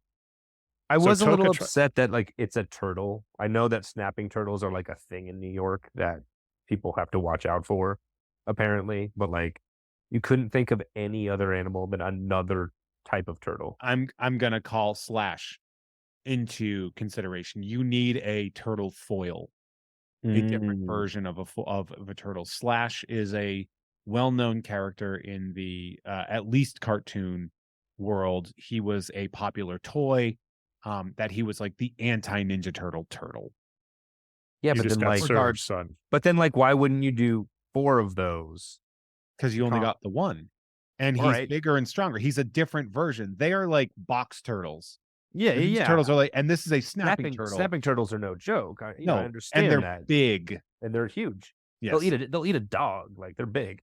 Yeah. But what I'm saying is, instead of a wolf and a snapping turtle, give me 2 snapping turtles. Yeah, I D&D, have you? Of course I have. Okay, so you need your rogue, your barbarian, your warrior. Like, But you can't. They're both tanks. Sure, know? but a wolf might not have been. Like I mean, a wolf but is a if it was more pretty agile- speedy predator. If it was agile, I would have been like, okay, I see you. But they're both slow, dumb, and strong. Like, Because of, I would say, because of the doctor's meddling. But the reality that we can think of, though, is like, if you're doing that, you don't like 2 turtles would have just been 2 snapping turtles would have just been 2 of the same thing.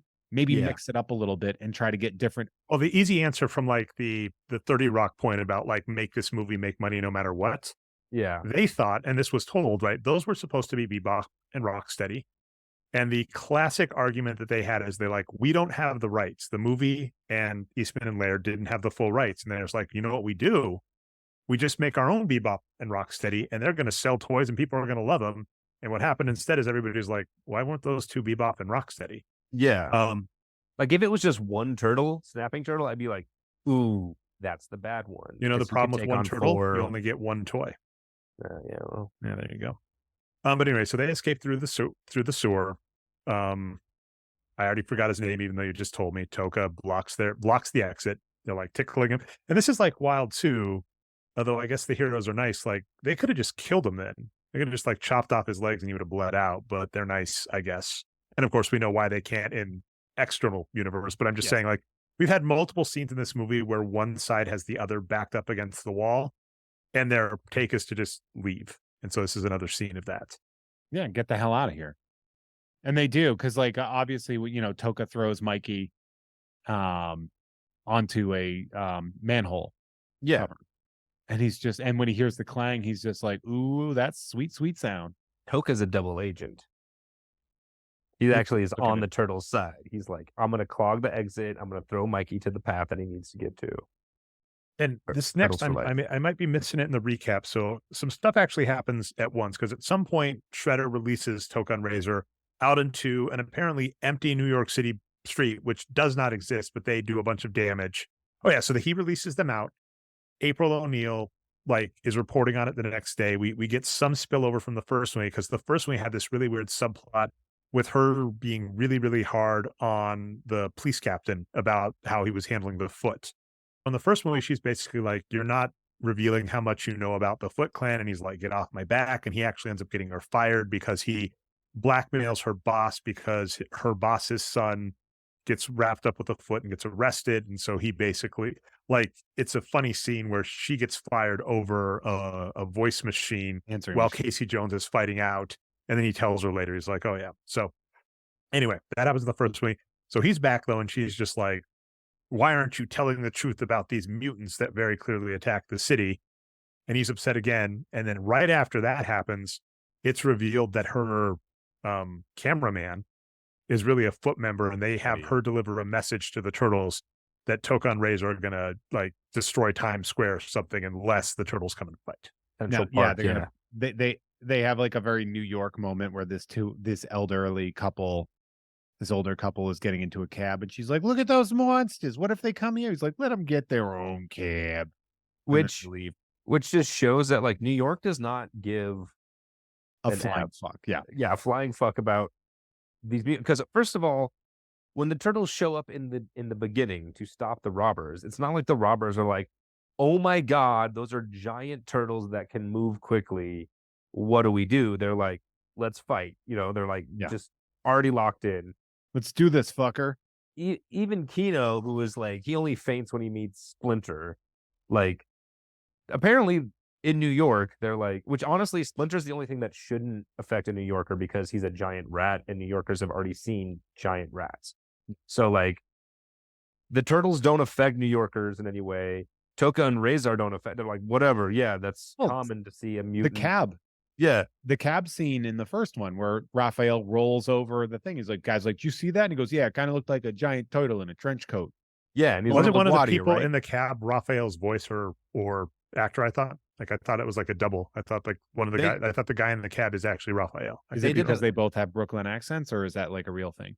I know that was just like a funny thing. I could be wrong, but They did that a don't- lot throughout the movie where like the guy who answers the phone at the news station is Leo, but because there's no turtles in that scene, they're like, just go and answer the phone. Fair enough. Says his name's Donnie. Well, it's good Yeah. to get their faces visible too. Yeah. All right, But, like- so the but yeah. turtles talk with It- Dr. Perry, and Yep. he comes up with an antidote. Rachel, And this is where he explains to them that the ooze was a mistake. and Donatello's really depressed, which still doesn't make any sense because their origin, as far as they knew, was like you stepped in some toxic goo. It's sort of like it makes sense because these kids have fantasies. Remember, these are still teenagers. Kids have fantasies about like the what if I was actually secretly Luke Skywalker and my parents had to abandon me and I'm going to get called up to the stars or something like that. Like, to then basically be told like, oh no, you're real and you were a mistake. It is like a parent telling their child they were a mistake. Like I always told my parents, I was like, there's no way I was on purpose. I was like, you were too young and you could not have afforded a second child. There's Yeah. no way I was planned. And my mom's like, no, you were planned. I'm like, I'm not offended, but the evidence is pretty clear. But some people like, you were a mistake. That is a famously offensive trope in like movies, TV, etc. Is like, you mean I wasn't planned? Who gives a shit? But to find out, like, basically Donatello's being told he was an accident, that there wasn't some destiny from the stars to bring it in. It's just that it was a mistake.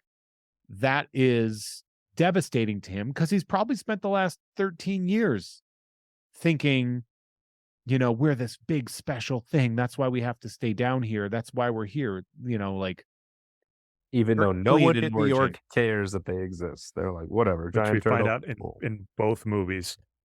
But he gets a pep talk from Splinter, and Splinter's like, nah, you're cool. I guess it's fine. It's a scene in this movie. Dr. Perry has come up with a antidote to basically transform Toka and Razor back into their original form. But dun dun dun, it can't be injected. They have to eat it. they got it. And it looks like gross soup. And they put it into ice cubes, and the turtles have the brilliant plan. They go to meet him.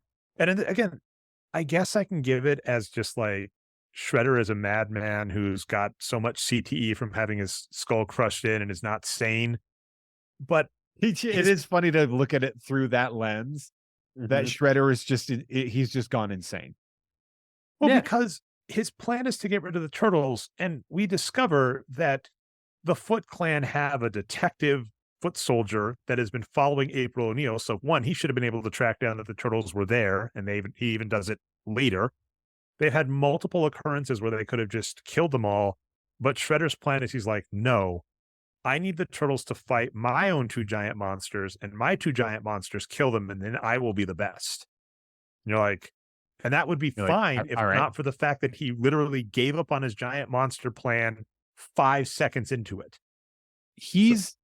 I do like the idea of him just being insane.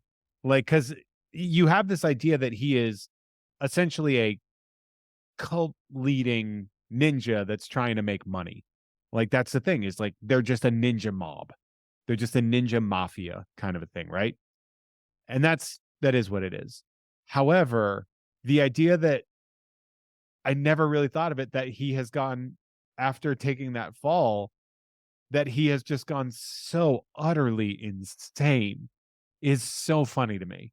I am so furious, Jeff, that between some of the plot holes I have pointed in this movie, like the Kino doing the drill in the shadow, pulling off all the bells, admittedly with assistance, and like getting through. The fact that I have now added headcanon that the Foot Clan, that was just hazing, which makes complete sense for the type of people they are. They're just gonna be like, just bust in your balls, guy, you're in. And now the idea that like Shredder's just crazy, and that makes sense because he's got brain damage from being crushed. Just criminally brain This, damaged. this is starting to line up, which I am angry, but good news. There is a rescue coming because we are about to get to the most batshit insane scene possibly in cinema history. And it is both famous and infamous. It deserves to be both. It deserves. I have to quote you back to you, Jeff. I have thoughts. I have a lot of thoughts here. The turtles arrive back at the junkyard, which we're also going to discover is right by the docks and right by the hottest nightclub in New York. Although Daniel said that's just New York, so we'll take his word for it. You've been there a few times, so that is what New it York, is. baby. Yeah. The hottest yeah. club in New York is Ninja Turtles 2 Secret of the Ooze. It has everything. Giant monsters, Teenage Mutant Ninja Turtles, Vanilla Ice, And it's right next to the beach. medical ice cubes. Damn it, Jeff. In a guitar, even though there was it was a DJ playing, but there's a guitar hooked up. Don't worry, just in case. The WWE's Diesel. Mm-hmm. We have lots to, so they show up at the junkyard despite having every ninja that has ever existed in New York there watching the fight. It is kind of cool, but it's also like, if your goal is to defeat the turtles, having them just square off against these monsters doesn't make sense, but we have explained it. Turtles come to fight, and they're But by the way, just watching all those ninjas watch them clearly trick Toka and Razor, there should have been one Foot Clan member that was just like, hey, should we just kill these guys now? Should we just go in and kill them? And then like, Shredder is crazy, so he's like, shut up. But like, they're like, we're gonna feed them, like back and forth. Like, we're gonna feed these guys some donuts real quick before we fight, and everyone's like, well, I mean, donuts, But not only are they doing that, they talk to each other. He's like, are you sure this is going to work? I think it's going to work, Leo. I'm sure glad we're not in an open air area with a lot of, echoing vibrations where anybody in this room can hear what we're saying. Me too. But on that crazy note, why would the ice cubes give away what they're doing? It's not like Toka and Razor would understand that an ice cube doesn't belong in a donut. They don't know. They're adolescents. And of course, at one point, I don't know how he knows it, but Donnie's like, they'll eat anything. And it's like, you've fought these things once. You've never seen them eat anything. But you did talk to the scientist, so maybe he told you they grew up in a junkyard, so they'll literally eat anything. So why would an ice cube be like, oh, we figured it out? It's like, keep eating. I will give the creativity to whatever scriptwriter came up with this back-to-back, because being told we are going to have a bunch of giant monsters that are fighting, that are not allowed to fight.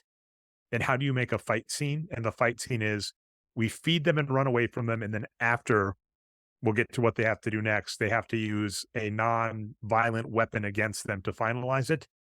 That works frustratingly, but to get here is just ridiculous. I would like to say how funny it would have been, spoiler alert, if a bunch of kids got into fire extinguisher accidents by putting the fire extinguisher hose in their brothers and sisters' mouths. That would kill you. It would 100% kill you. That would. There's no way. Like, no nunchucks are things kids don't have access to. We can't do nunchucks. Again, children can't have access to those. Fire extinguisher in every household in America. Super easy to use. Barely an inconvenience. Yeah. So anyway, they trick Toka and Razor, who we've been told are children, babies that aren't smart. They feed them donuts, which they do eat, but then Razor realizes, oh, there's something in here which isn't right, which doesn't, again, makes no sense. But maybe he's a discerning eater. Maybe Shredder has been. That would have been another funny scene in this movie. We don't see if Shredder's like teaching him to eat and is like, now when you're eating food, make sure to check there aren't any poisons in it. before don't they get go that out scene. trick or treating. Yeah. And Oh! especially in Ice Cube form. That would Everyone have been knows. great if there was a scene before this where he's like, "Now I'm going to take you trick or treating this year. Here's how you check the." We could add a flashback scene like the first one. And we could have had baby Toka saying trick or treat. Jeff would have loved it. Or All whatever. right. So anyway, Frank Welker, by the way, great job doing the voices of Toka and it's Razor. Frank. Oh God, everything Of right. course, it's Frank Welker. All right. You couldn't like Toka. I understand you might not have figured it out, but you couldn't tell that Razor's voice was done by Frank Welker. You know, that Frank Welker does for every Monster. beast character. Yeah. So some of us on the show have to professionally watch more Frank Welker than others, Jeff. And then you literally on the shows where you watch them are like, you don't have to watch this. And I'm like, didn't have to tell me twice, Jeff. All right. So that ends up happening. They get in a fight again. They feed him the donuts, but then they're just getting beat. So they're trying to run away. And then Toka and Razor throw them into the nightclub that is right by the dump. It's weird because you're like, oh, is this an underground rave? And it's like, no, this seems like it's pretty well protected when the guy goes, I love this place, that this is a regularly attended area.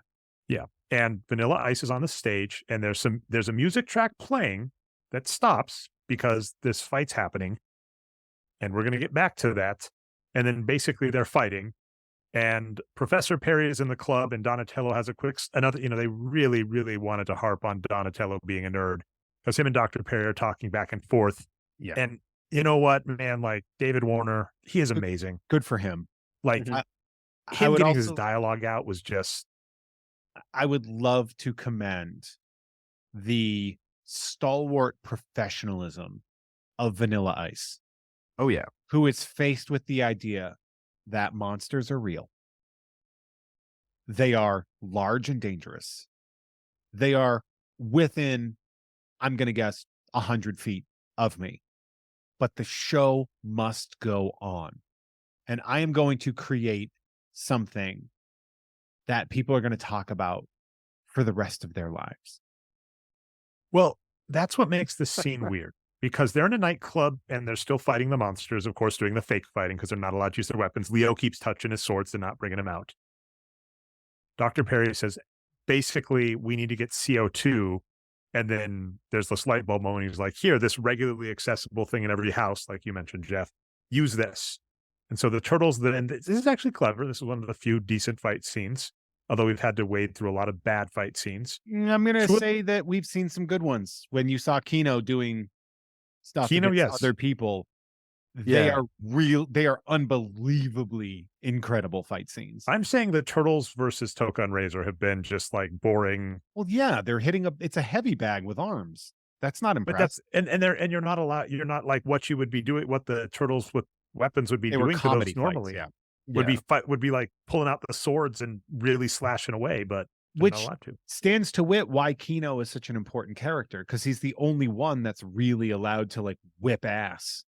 Yeah, without Ernie Reyes Jr. in this movie, despite me not liking the Bart Simpson vibe that they clearly told him to have, this movie would have been a lot worse. That's a great way to reference it. Yeah, he does Yeah. have a Bart Simpson vibe. Well, that's what I'm saying. Same with Terminator 2. I think just a lot of these movies, that was a studio note, and people listen, and that character just ages when Bart Simpson's no longer popular 30 years later, or as whatever. Anyway, so the turtles make a really good plan. Two of them distract them. The others bring like trash bins, I guess, that are in the club underneath yeah. them and trip them. When they're tripped, then they open their mouths and shove in these fire Yeah, extinguishers. they like tabletop them basically. Mhm. Yeah. Very WWE, which is appropriate for what's about to happen. And then we also have, while this is happening, Vanilla Ice looks out and gets an idea and comes up with a rap on the spot. He freestyles. Now, look, I'm not a freestyle rapper, Voice of a nation, first of all. but I got to tell you, the man threw together if somebody had written ninja rap, I'd be like, this is the worst thing I've ever heard. But if somebody just freestyles it, I'm like, all right. I mean, you're really only doing 6 things, but I respect. But I'll give this So out. Go Ninja Go is clearly a placeholder while you're trying to figure out the next lines. But I'll throw this out. First off, that track that plays for Ninja Rap was playing when the Turtles came in. Yeah. So there's 3 possibilities. 1, there was another song that Vanilla Ice was gonna sing that he had ready, and he decided to change it out last minute, so Yeah. sad to say Which that. is probably what happened. 2, he same kind of vein, he just uses that track, and this is a whole new song, and he was gonna freestyle, and then he freestyles Ninja Rap. 3, this was the song he was gonna sing, and by happenstance, a ninja fight with turtles happens in front of him. I would prefer if that was the case. Yeah. Because remember, there might have been a news story about these Ninja Turtles that had a fight in the mall. So maybe he heard about that, wrote a rap about it, and he's like, Again, what luck, these turtles showed up. everyone in New York already knows these Ninja Turtles exist. Remember at the end of the first one, they're like on top of a building, and people, like all of the Foot Clan, know that they exist, and the Foot Clan dispersed into the city for the most part. I think you guys have very non-New York views of how people in New York behave. People Yeah. generally mind their own business in New York. And, there's this like, were you seen thing. I didn't see nothing. Yeah, and it's like, yeah, of course, obviously these fucking criminal kids saw the Ninja Turtles and dealt with it, but it's sort of like in Batman when the he's like, it's Batman, it's giant bat. And we're like, whatever. If a bunch of kids are like, it was monsters that did this, you'd be like, you fucking criminals better actually say what actually happened. Mm-hmm. But so there is the other that. part. I would give the argument, this is unfortunate for this movie. I thought as you mentioned, the costumes in the first movie have like more realistic looking eyes, and I think had more like facial animatronics to be able to do stuff. These costumes are still Jim Henson, but are a little easier. And They're I'm sorry, cartoony. Toka and Razor just look like people in Stan costumes. Winston. That's Winston. So Stan Anyway. Winston, they were tasked, like the Stan Winston studio was tasked to build Toka. Yeah, Art, all and they effect- kind of threw them together. Like that All was effects. yeah. Right? Yeah. Yeah. The ones who did like Short Circuit, I think. Cutting back to Vanilla Ice. It is a lot easier, I think. He probably might have just changed a couple of lyrics of a song he was going, he probably took Go White Boy, Go, and just put Ninja in there. Who among us, doesn't change the lyrics to songs, I change Totally Clips of the Heart to Totally Shit When I Fart. And it's one of the funniest things I've ever done. It was right there, and I've never seen it. So It's such a doable thing. But no, so like, I'm guessing he just kind of like, he had one song going. He's like, all right, how can I make this? And you can see him. He's like thinking, he's like, okay. He's like doing this. He's like, Yeah. I think I can do something with this.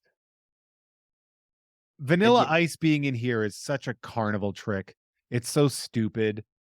And yet the scenario with which he's going through for this movie, I'm surprisingly okay with. Like if you were a movie in the 90s with how hot he was with Ice Ice Baby. Ice Ice Baby. I just dropped it. Play that funky music. Yeah, with how popular it was with Ice Ice Baby. If you were told you could have him in your movie and you said no, especially if it's like a kid's movie, you would just fail immediately. Mm-hmm. Let's see. I'm trying to think what other stuff. Now, the other funny thing that happens is Kino has gone back to the Turtles hideout and is meditating with Master Splinter. And this is very much Luke Skywalker in Empire Strikes Back. Yoda. But He it makes pieces no sense. right the fuck out. He's like, I got to go kick some shit. Bye. He's like, I can't just stay here and meditate with you. I got to go help my friends. And Splinter's like, you're not ready. And the easy answer you could have is like, have you seen me this movie? Yeah. Like, I don't what do know you- if you know this, but there's nobody more ready than Kino in this movie. So anyway, so he does the very Luke to Yoda, hey, I'm going to go help him, runs off. He shows up because they've defeated Token Razor. They're in the thing, like they're getting cheered on.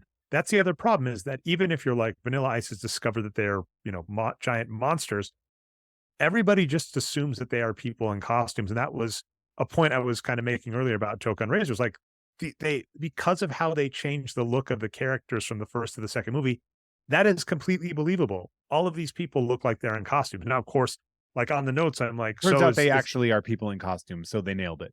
yeah. And then I'm going like, how many nightclubs are just, this is the best nightclub in town, but yeah, they normally have drop-in choreographed fights with people in monster costumes. The turtles did Yes. stop and dance, like synchronized together. So like obviously, this is all this is At the end, like Casa it Bonita at starts its with them finest. fighting and getting thrown through a wall into the fight, and everyone's like, "Oh, yeah, that makes sense." But Jeff that's saying that in New York, you'd just be like, "Makes sense to me." Yeah, the club promoter also is not happy that they are there and is like, we did not order these people, get them out of here. And then later when he sees the people like, he's like, they can stay. they like it. They like it. They like it. So we get this sort of finish, and then Shredder shows up to be like, fuck you guys. I still have this canister with some ooze in it. Kino runs in, and it's so funny. This is one of my favorite scenes in this terrible movie, where he's like running through the crowd. He's like, oh, excuse me, gotta get through. Come on, pardon me. And everyone's just looking at him run up. He shows up and then spin kicks it out of the Shredder's hand. So like Splinter, he was ready. Yeah. He's got a hostage. He has this woman. He's going to mutate her. And Kino just kicks it out of his hand, and he takes out a small vial. He's like, I had backup. And then they keytar him to hell. They turn up the speakers and they blast it. And then he gets the mutagen on himself, goes flying out into off the dock, and he becomes Kevin Nash. And it's good to know that the ooze affects clothing as well as the individual. Sure does. Yeah. Because I was like, it makes sense that the turtles didn't have clothes. So when they were mutated, the clothing that they had wasn't mutated because they were. But it's like the shell, is that like fully organic? Does that like, does it grow? I guess it grows normally, because that would have been terrifying if like they grew really big, but their shell didn't, and they just like got crushed to death. Yeah, they just get crushed. But like, Toka and Razor, they were not wearing clothes. They get mutated. They don't have clothes. Makes sense. It's like Shredder did have clothes on. So the mutagen decided to add more spikes to his outfit. Yeah. Non-discriminate mutagen. So it's so dumb, but that's fine. It's very dumb. It's a very stupid thing that of all the things in this movie upsets me the least. But so toyetic. But yeah, exactly. And he goes from being an Asian man to being a 7 foot tall white man. Well, we don't see, right? Isn't it just you see his eyes? Yeah. Oh, you do see Kevin Nash's eyes? They're like, you'll die, and he's like, I don't fucking care. They try and do a little Asianing up, really? But that's but that's he what do you expect in the 90s? Mickey Rooney treatment Yeah. optically. Yeah. But and then Leonardo just reminds him, you're the only one that's going to drown, dipshit. And then he does. And then at the end, Splinter, they that's the end of the movie. And then Splinter's like, almost. They go home. Splinter says, were you seen? They say no. Apparently, there has been time to already print an evening newspaper. Obviously. Stop presses. Splinter holds it up. And then Splinter says, go ninja, go. So this article on the Turtles that happened less than an hour ago is written with the lyrics. Yeah.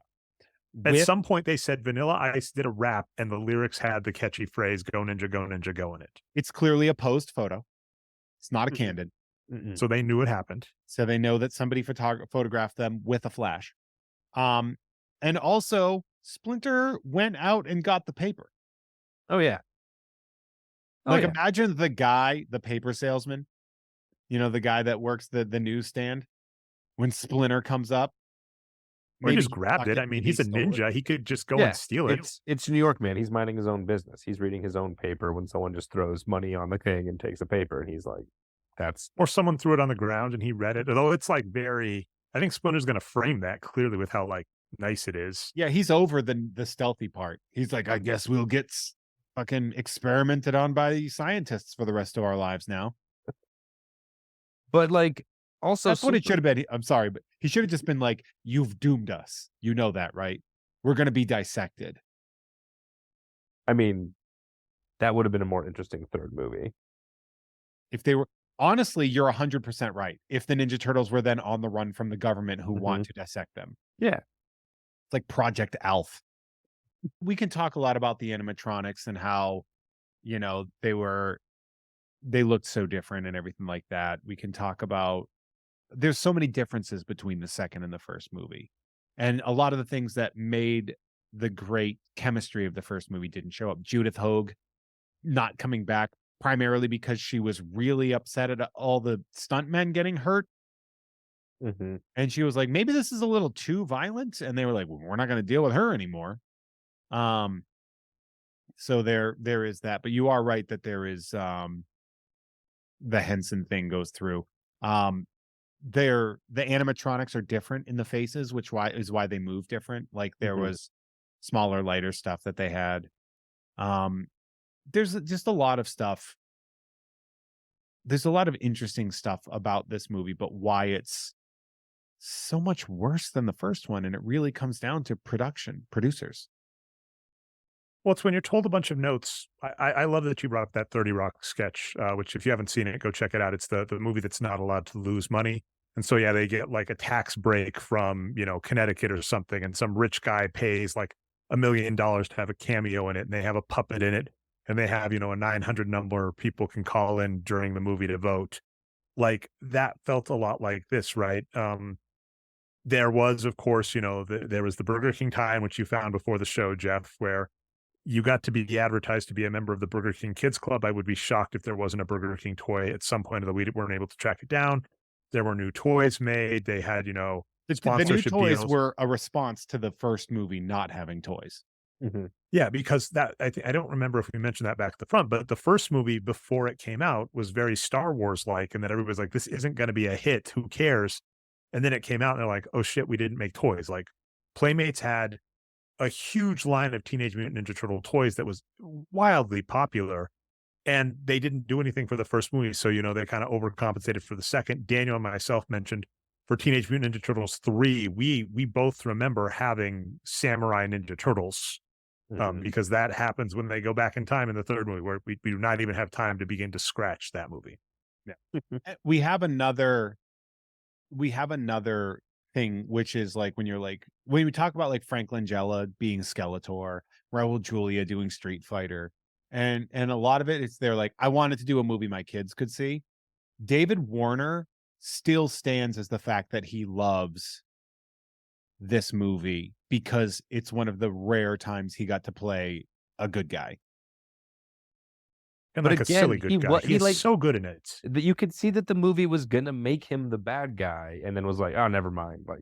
Like he was like leading up to it. His character He was up to supposed no to be good. Baxter in the Yeah. first script, like I mentioned, which is, yeah. And I feel like they started filming that, and then they were like, "Oh, never mind," like because they only had a year, so it would make sense to me from a production standpoint that like we got to get rolling right away. We can start shooting stuff before like the new Ninja Turtle suits are available.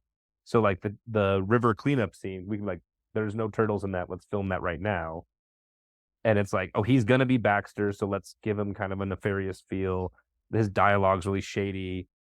And then by the time they get to the lab scene, they're like, "Oh no! This guy, he's a pacifist. He cares about every living being, like." So it just the shift for his character to me was so noticeable that he went from I'm gonna be a shady scientist to like I am so excited to help the heroes. Do you guys want to hear something utterly insane? Of course. About this Even movie? more insane than Vanilla Ice rapping while turtles fight a snapping turtle and wolf. Yes. As a matter of fact, it runs conjunction with that. Do you know who one of the ghostwriters of that rap was? Oh God, what do we got? What do we got? This is awesome. Frank Miller. Get out of here. Frank As in Miller wrote Sin City a rap. creator Frank Miller, The Dark Knight Returns, Daredevil.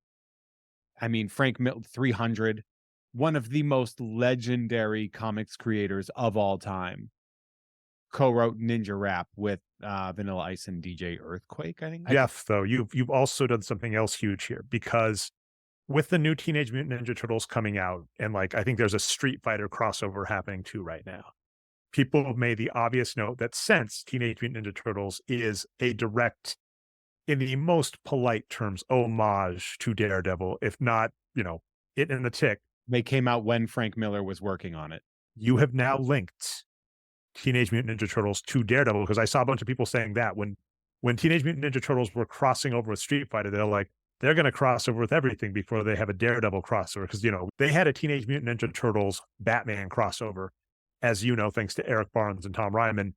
But you have now officially crossed Teenage Mutant Ninja Turtles and Daredevil into one. Jeff, Which mind makes blown. sense because Eastman and Laird were fanboys. That's why they Mhm. created the Turtles.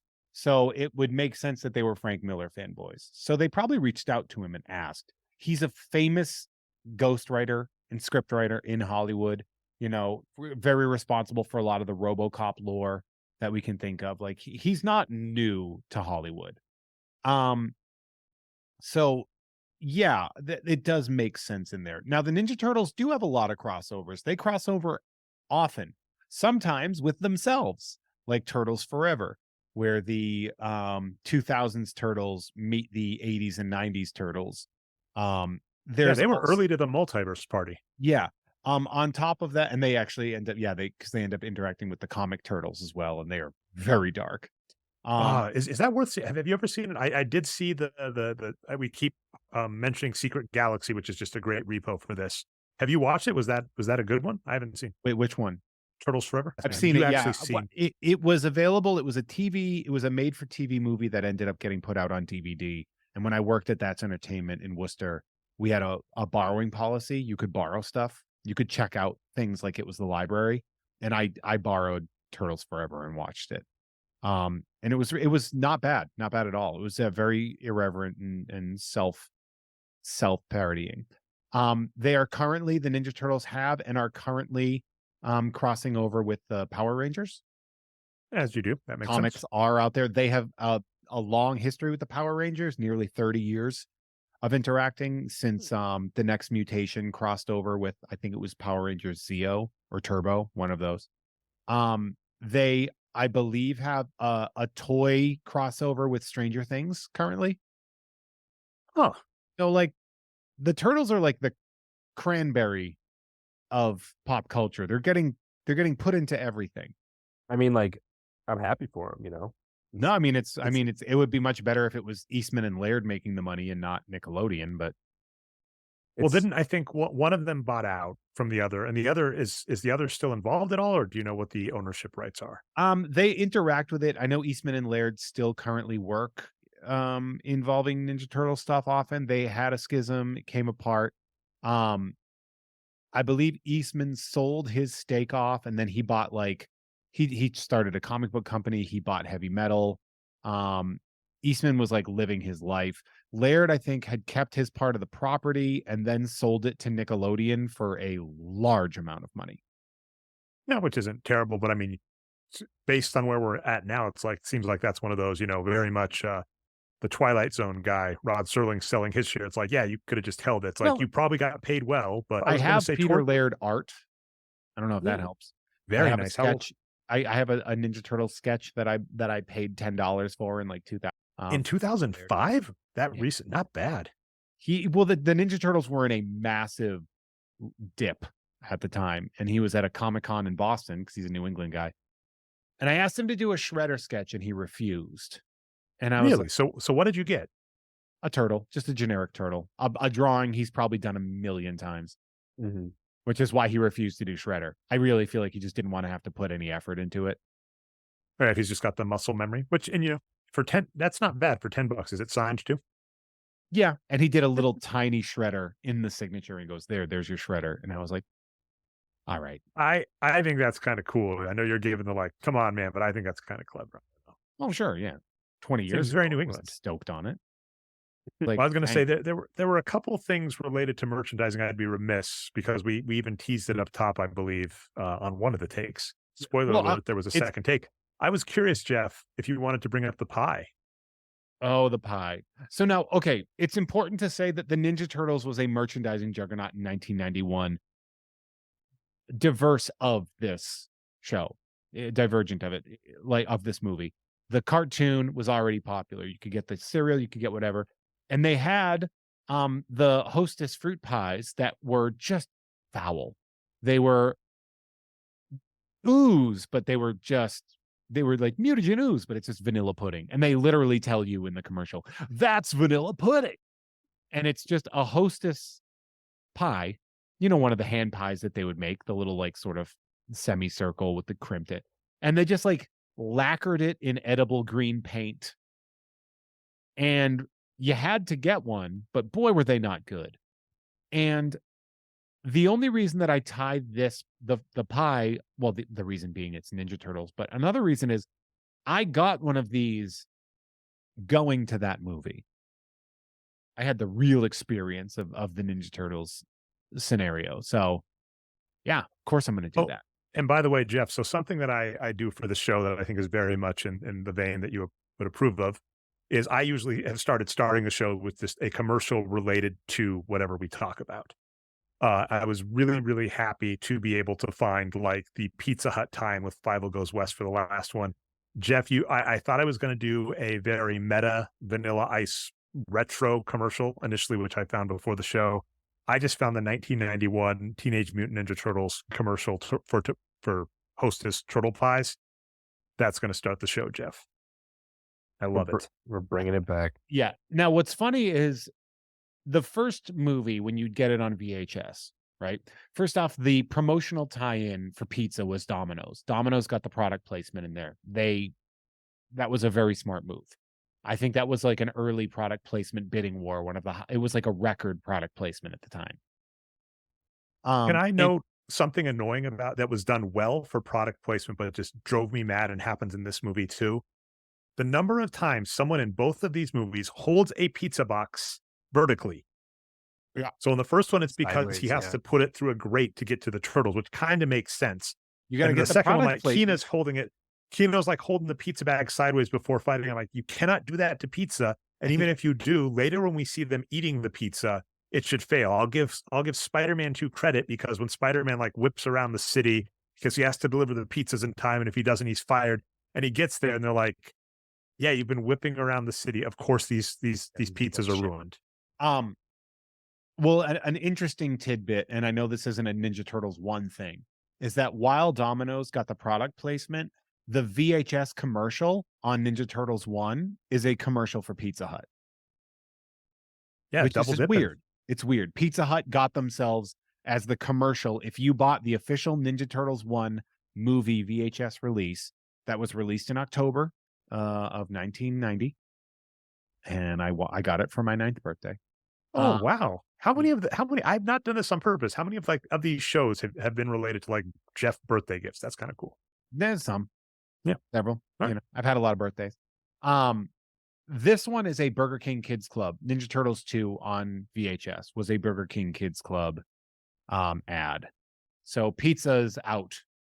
Burger King is obviously pizza is a thing, but you can't compare with a burger chain as far as fast food goes.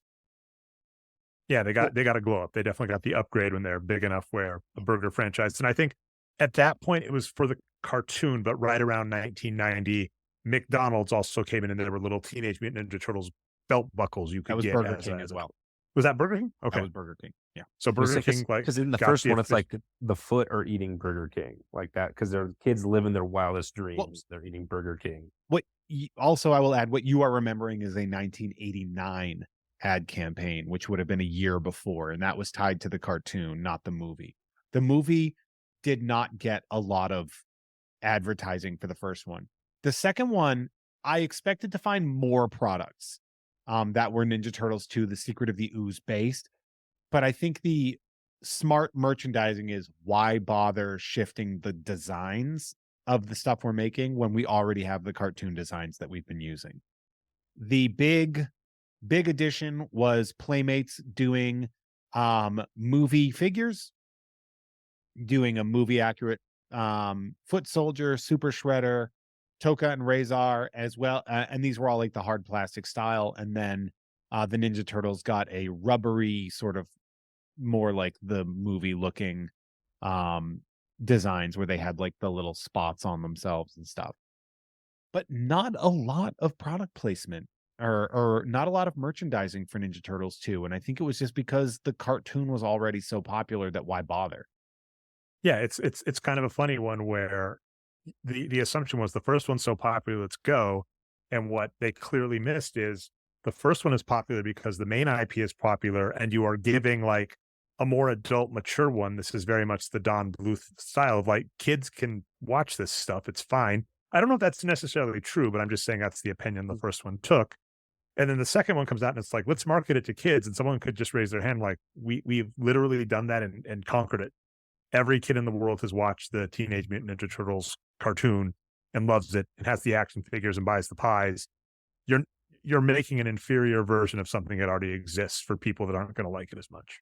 And it's so weird too, because like looking at the modern day, like Deadpool was like the R-rated, superhero movie, and it did great. At the time, Blade was the R-rated superhero movie, and it did great.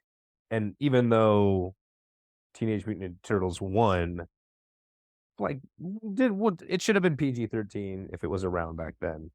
But like It was. it was like it should have been not PG. It was a dark movie. It had some layers to it, and it did great. So we keep seeing this trend of like you can show these movies that kids will watch and they will not understand the deeper, darker layers. And then you can have the deeper, darker layers for the people who have to take their kids to the movies, and it's more enjoyable. Shrek is, I think, the best example of the most successful example of that. I think Shrek is the one that gives a lot of parental nods and winks at the time. We're like, we know Really- you have to sit through this too. And they kind of So, yeah. changed. Shrek kind of changed children's movies because of that. They're Oh, the yeah. ones that really put that in there. I have famously gone on record as saying I think studios did not get the correct note from Deadpool. I think Deadpool is an aberration, and they were like, this is what people want. Gritty R-rated superhero movies. And it's like, that's not it. Ninja Turtles 2 is the cartoonification of the live action Ninja Turtles franchise. And it suffered financially because of that. And I'm not sure how much it increased toy sales. But I will add, I had Toka, Razor, and the movie Turtles, and I was 10, which is a little older than the demographic they were skewing to, I think. And as Yeah, well, maybe I'll point out that their opening weekends were fairly close. I think the difference was about 5 million drop off between the first and second. I think that is owed to the fact that people started watching the second one, anticipating it was going to be like the first one, and then word of mouth hits before the weekend is over that like, no, this is Right. not the first one. And so but like the popularity is so there that you see that regardless of it not being the first one, it almost got the same opening weekend. If both of these movies were in theaters now and I saw the first one, I'd be like, I feel like we should go see that again. 100%. If it was the second one, I'd be like, I think I got it. Yeah. And even when I saw it as a kid, I did buy the toys because I like toys. But I didn't own this on VHS. I did not. I didn't care to own this on VHS. I'm pretty sure we did. And again, like I don't know if we mentioned it earlier, but like I am the demographic. Yeah, you're younger for the sequels here. Like I liked Gremlins 2 better than Gremlins because Gremlins 1 was scary, and I was like, nah, Gremlins 2 is hilarious. That's what I want. I actually was talking about American Tail Fievel Goes West with my friends after listening to that episode, and every single one of my friends went when I said Fievel Goes West. They went, "Isn't that the best one?" And I went, you need some new friends, man. because I was like, they remember it. We don't. We remember it fondly. We don't remember the first one. We're like, yeah, I remember he's in Russia and then he's in America, and I don't actually remember why or how he gets separated from his family, but then he gets back to him. Like that's what I remember the first one. The second one, I was like, don't you remember the dog and the cat and Fife will have the crazy eye? Like we remember the funny It's aspects sillier, for sure. because we were like 3 and 4. Like that's what we wanted. This one comes out, I'm still 3 years old, and so all the jokes, I was like, this is hilarious. This is solid gold. Like, beating up a ninja or a bad guy with sausage links or with a Nerf thing or a yo-yo. This is brilliant. How can this Or a get tie at one point? He borrows someone's tie. Yeah. And that stands to the point that not everything is for 3 adult men that are talking into a thing. Sometimes things are made for children and they're goofy and silly, and that's fine. I think the problem is you started your films in one direction. Exactly. And you absolutely made a U-turn. And we've seen it before and we'll see it again. This happens. I'm sure, like, certain, we're seeing this right now with DC and James Gunn, where it's like some people are staying, some people aren't. That's weird. Where you can make a drastic change and still go in a similar direction. But this does sort of do a hook and go backwards. It reverts itself down to something that's going to sell more cereal and toys and toothbrushes and Burger King kids meals. It is designed to influence young children, not to satiate adult men. So it's almost like the first movie had just like this special green stuff like sprinkled over an idea, and it grew into this like amazing thing. And the second movie, it's almost like an evil scientist with an ice cube, and with an ice cube and a fire extinguisher demutated that idea, Jeff. Is it too low-hanging fruit to be like, was it a vanilla ice cube? Oh, I mean, it was right mutated. there. Oh, do you think that all was right. his thing? That vanilla ice was like, I'll only be in the movie if the thing that destroys the bad guy is an ice cube. Right. I would love. There is one. I'll end with two stories. So one funny story is the actor stuntman that played Michelangelo was so excited to see Vanilla Ice, he went up to give him a hug, and Vanilla Ice's bodyguard shoved him. And this is one of those like, you literally just shoved a professional stuntman in the middle of his crew. So the rest of the other stunt people like shot up, and they like joke about it after the fact. It's like Vanilla Ice's bodyguard almost just got like completely pummeled by a bunch of professional fighters. Here's something though, hilarious. Is that a lot of times these bodyguards are like giant 300-pound monsters. He probably would have done okay for a while. Yeah. He would have probably eventually gotten the tree chopped down, but I have a feeling a lot of people would have put into a lot of traction. That would have been really cool to see that fight in the movie. I want to see that fight now, but that's not what we got. The one story I want to end up that is Ooze based, that we just have to end on, that is our childhood and definitely relates to collectible toys and eBay, Jeff, which is slowly just infected all of your IP property on the Jeff Has Cool Friends network. So when my brother and I were kids, we both got Teenage Mutant Ninja Turtles in Ooze. So what it was an Ooze canister, and it had a little figurine inside of it. Now this is where it gets bad, Jeff, and I know I'm the villain in this story, and I accept that. We both get one. I grab my brother's and I want to see. Daniel wisely goes, I want the Ooze. There's a figure in there, Jeff. You got to see the figure. So I pour Daniel's Ooze out to see the figure. And the figures were terrible. They're just nothing. They're like a little piece of melted. They're not like a real figure. Like if it was a real turtle in there or something, that would be something. We usually refer to that as PVC, a small, not immobile figurine, something that you would get at a 99-cent store, not even painted fully. It's all brown. Like it's nothing. So I'm like, this is stupid. This is stupid. But I give Daniel back the canister, now oozeless. The ooze is done, and the figure. Where'd you put the ooze? On the sidewalk. I think I just dumped it out, Jeff. Dre, you seem like such a nice guy, but baby Dre seems like he was kind of a monster. I was very much like a young Ernie Reyes Jr. I just hadn't had a rat teach me how to control my anger at that point. But yeah, so I thought it would be so. Daniel, as we mentioned a couple shows ago, let's give a huge shout out. Congratulations, you're getting married in a year. My God, Daniel. Thank you. And yeah, it's really cool. And I want to give it a little more airtime this time, because the last time I think I said it a little, I'm like, back to the Nuggets. But yes, my baby brother is getting married. It's so happy for you and Shavana. Shout out. Congratulations. That's happy. In preparation for your wedding, I was like, you know what might be a cute gift? What if I go find an Ooze container and give him good luck, bro. $200 plus. Yep. And here's the thing. I would spend a good amount of money on a wedding gift and will. So, give me the registry. I think you and your, fiance, future wife would be furious if I was like, Daniel, I bought you your wedding and I give you some Ooze. But Baby Dan was 100% correct. The Ooze was the value. Your brother threw out a $200 Ooze canister when you were younger. So not only is that, but that is customary across all boards, that whether it was real Ghostbusters, Ectoplasm, He-Man Slime Pit Slime, Mad Scientist Dissect an Alien, whatever it is, the slime or the ooze that comes with a toy as an accessory, like sealed, whatever, is worth so much money because it is the rarest thing to find still intact. They don't make Action fig ooze like they used to, man, you know? Well, it's had a comeback, but it's still not the original branded ooze that you can think of. Mhm. So we've got that going for us. Um, uh, Slightly related, when I got married, RIP to my first marriage, um, one of my groomsmen had collected He-Man as a kid, and the only toy he didn't have was Buzzsaw Hordak.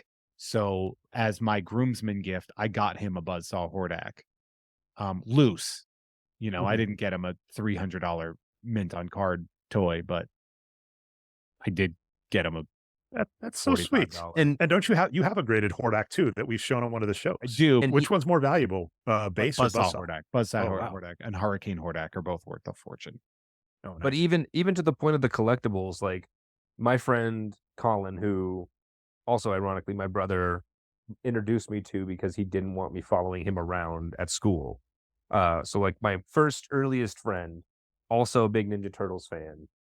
I was good about his birthdays and Christmas where like I went and bought the Funko Pops, little bobbleheads for all the turtles. And I was like, okay, one turtle is this birthday, the next turtle is Christmas, the next turtle is the next birthday. So I'm like, I'm set for 2 years, right? In gifts. Between the time I bought them and the time I gave him the second Ninja Turtle, they had already tripled in value because I guess Funko Pop stops making them after a while. And I was like, there's not even a Ninja Turtle movie happening right now. Just the general nostalgia of Ninja Turtles. I was like, I bought Michelangelo for $7.99. By the time I gave it to him, it was worth $15.99. I was like, oh, that's pretty interesting. Yep. By the time I gave him the last one, which of course, Raphael, you gotta wait the coolest for the last one. They were in the 30s. And that's, I was like, well, they're in the box. I could turn around and sell them for, minimal gain. But just thinking of that in the sense of, oh, I was going to help out and be like, well, maybe I'll buy Shredder and Splinter later. By the time I looked for those, it was like, it's $50 a head. And I'm like, we're No, we're good. we're good. We give each For a other the Beanie Funko Baby, Pops. I'm Yeah, good. exactly. Yeah, exactly. Like I'll give you the Beanie Baby when it's worth a little. When it starts being worth a lot, we're going to start giving each other sentimental gifts. So All right, Jeff. Well, for those that don't know, we did a restart, so this has gone super long. Really Sure appreciate the has. time, Jeff. Why don't we do the wind down of the show? Real quick, I'll Teenage Mutant Ninja Turtles 2 is a fountain of nostalgia that, while misremembered, is still powerful. The company NECA, which we discussed in Gremlins 2, because they make Gremlins 2 toys now that are much more accurate than what we would have had in 1989, also have been created in 2022 as well as 2023. Secret of the Ooze toys have been created by NECA. I almost bought the Kino from NECA at San Diego Comic-Con. It was a little pack. It was $150. And no, I love Ernie Reyes Jr., but I don't have $150 to drop on something if I'm not a collector.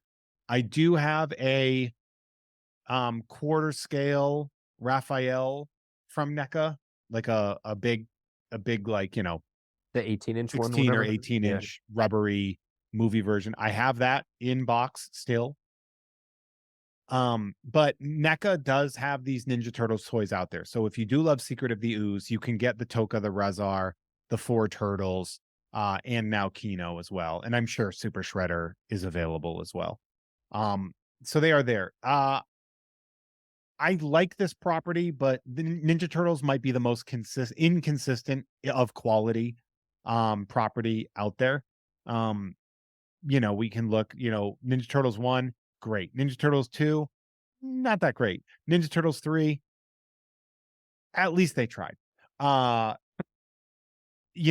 different cartoons of whatever, but Ninja Turtles it's been omnipresent. It's too valuable to ever let it disappear. So whatever your opinion on this, doesn't have to be my opinion on this.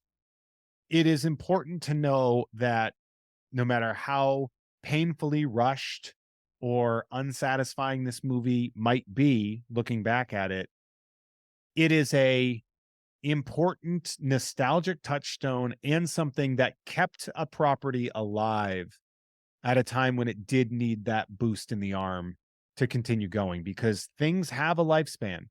Not every property gets to have sort of a Phoenix-like rebirth every couple of years the way Ninja Turtles has. So in that regard, this is a triumph. It still did make money as well. Made 3 times its money back. I mean, it's a success. It's not what the first one was, which was obviously, record setting, but So Go for Daniel, it, Jeff. what do you have going on to plug? I'm not as active as my brother on things. I'm more of a fanboy. I'm your classic, I listen, I like, and I don't call in. I don't comment on things. I don't want to get into the troll arguments online, so I just don't do that stuff. So just anonymous fanboy. All right, you should plug Dre's stuff then. Love Dre's at Nerd Numbers. Gotta plug my brother there, and then tune in every week or every month, excuse me, for Nerd, because the first one I listened to was The Tick, and then I went back and listened to every single one before that, I think within 2 days. So what you guys are doing is great. People liked that Tick episode a lot. Ben Edlund liked it, which I thought was interesting. The cards ones loved, because I remember I only collected Star Wars cards because my brother did. He even sent me a photo saying, "I think these are your cards. Do you mind if I have them?" I was like, "You honestly could have lied and said I have more cards, because I don't remember." I need to get that framed. Actually, I have a cool little one of your long boxes. You drew on it, and I think it originally said Dre's cards, and then I think you wrote Dan's card over it, and it actually is really cool. And I like the box. That box forgot about Dre. Yeah, yeah. But the box got shredded, but I kept that part, and I need to frame it or get it laminated or something. To ruin a future gift by telling him that you're gonna get that gift. That would have been a hell of a surprise. He's keeping it. I'm not giving it to him. I'm saying I could frame it and put it in my office. Okay. Jeff, he poured my ooze out. You son of a bitch. You understand? Do you understand this man? Jeff, let's hear your plugs though. Okay, first and foremost, obviously this show is great. And if you want to make a show like Nerd yourself, you can head on over to patreon.com/JeffMay, JEFFMAY. And you can sign up for I'll pod with you. I will do a show with you for as long as you want to go. You want to do it one time? We can do it one time. You want to do a 3-episode mini arc? Go for it. You want to do the long-term stuff like Dre? Let's go for it. You can also sign up for you get the rookie card tier, where I mail stuff to you that are from the pack breaks that we do. I have a lot of really cool stuff that we do over on the Patreon. I Must Break You both on YouTube and Instagram, and I'm trying to do them more, and I'm trying to have more of a warning about them. We have a box of Teenage Mutant Ninja Turtles 2, The Secret of the Ooze cards that I am going to open. I don't know if I'm going to open the entire box, or if I'm going to treat it like Fievel Goes West, where I open half of the box and then I redistribute half of the packs to my patrons. So there's a good chance that somebody's going to pull a Fievel Goes West hologram this month. That is a thing. That is a real thing that is most likely going to happen. You can head on over, again, patreon.com/JeffMay. You can also get access to shows like Jeff Has Cool Friends with early uncensored episodes with bonus content, as well as the Patreon exclusive Ugh Fine with Kim Crawl, where Kim and I fight about our month. You can get Nerd and Jeff Has Cool Friends for free, but they get released earlier on the Patreon. Type Jeff Has Cool Friends into wherever. If you're listening to this for free, shit, you're there. Just hit subscribe onto the thing you're on.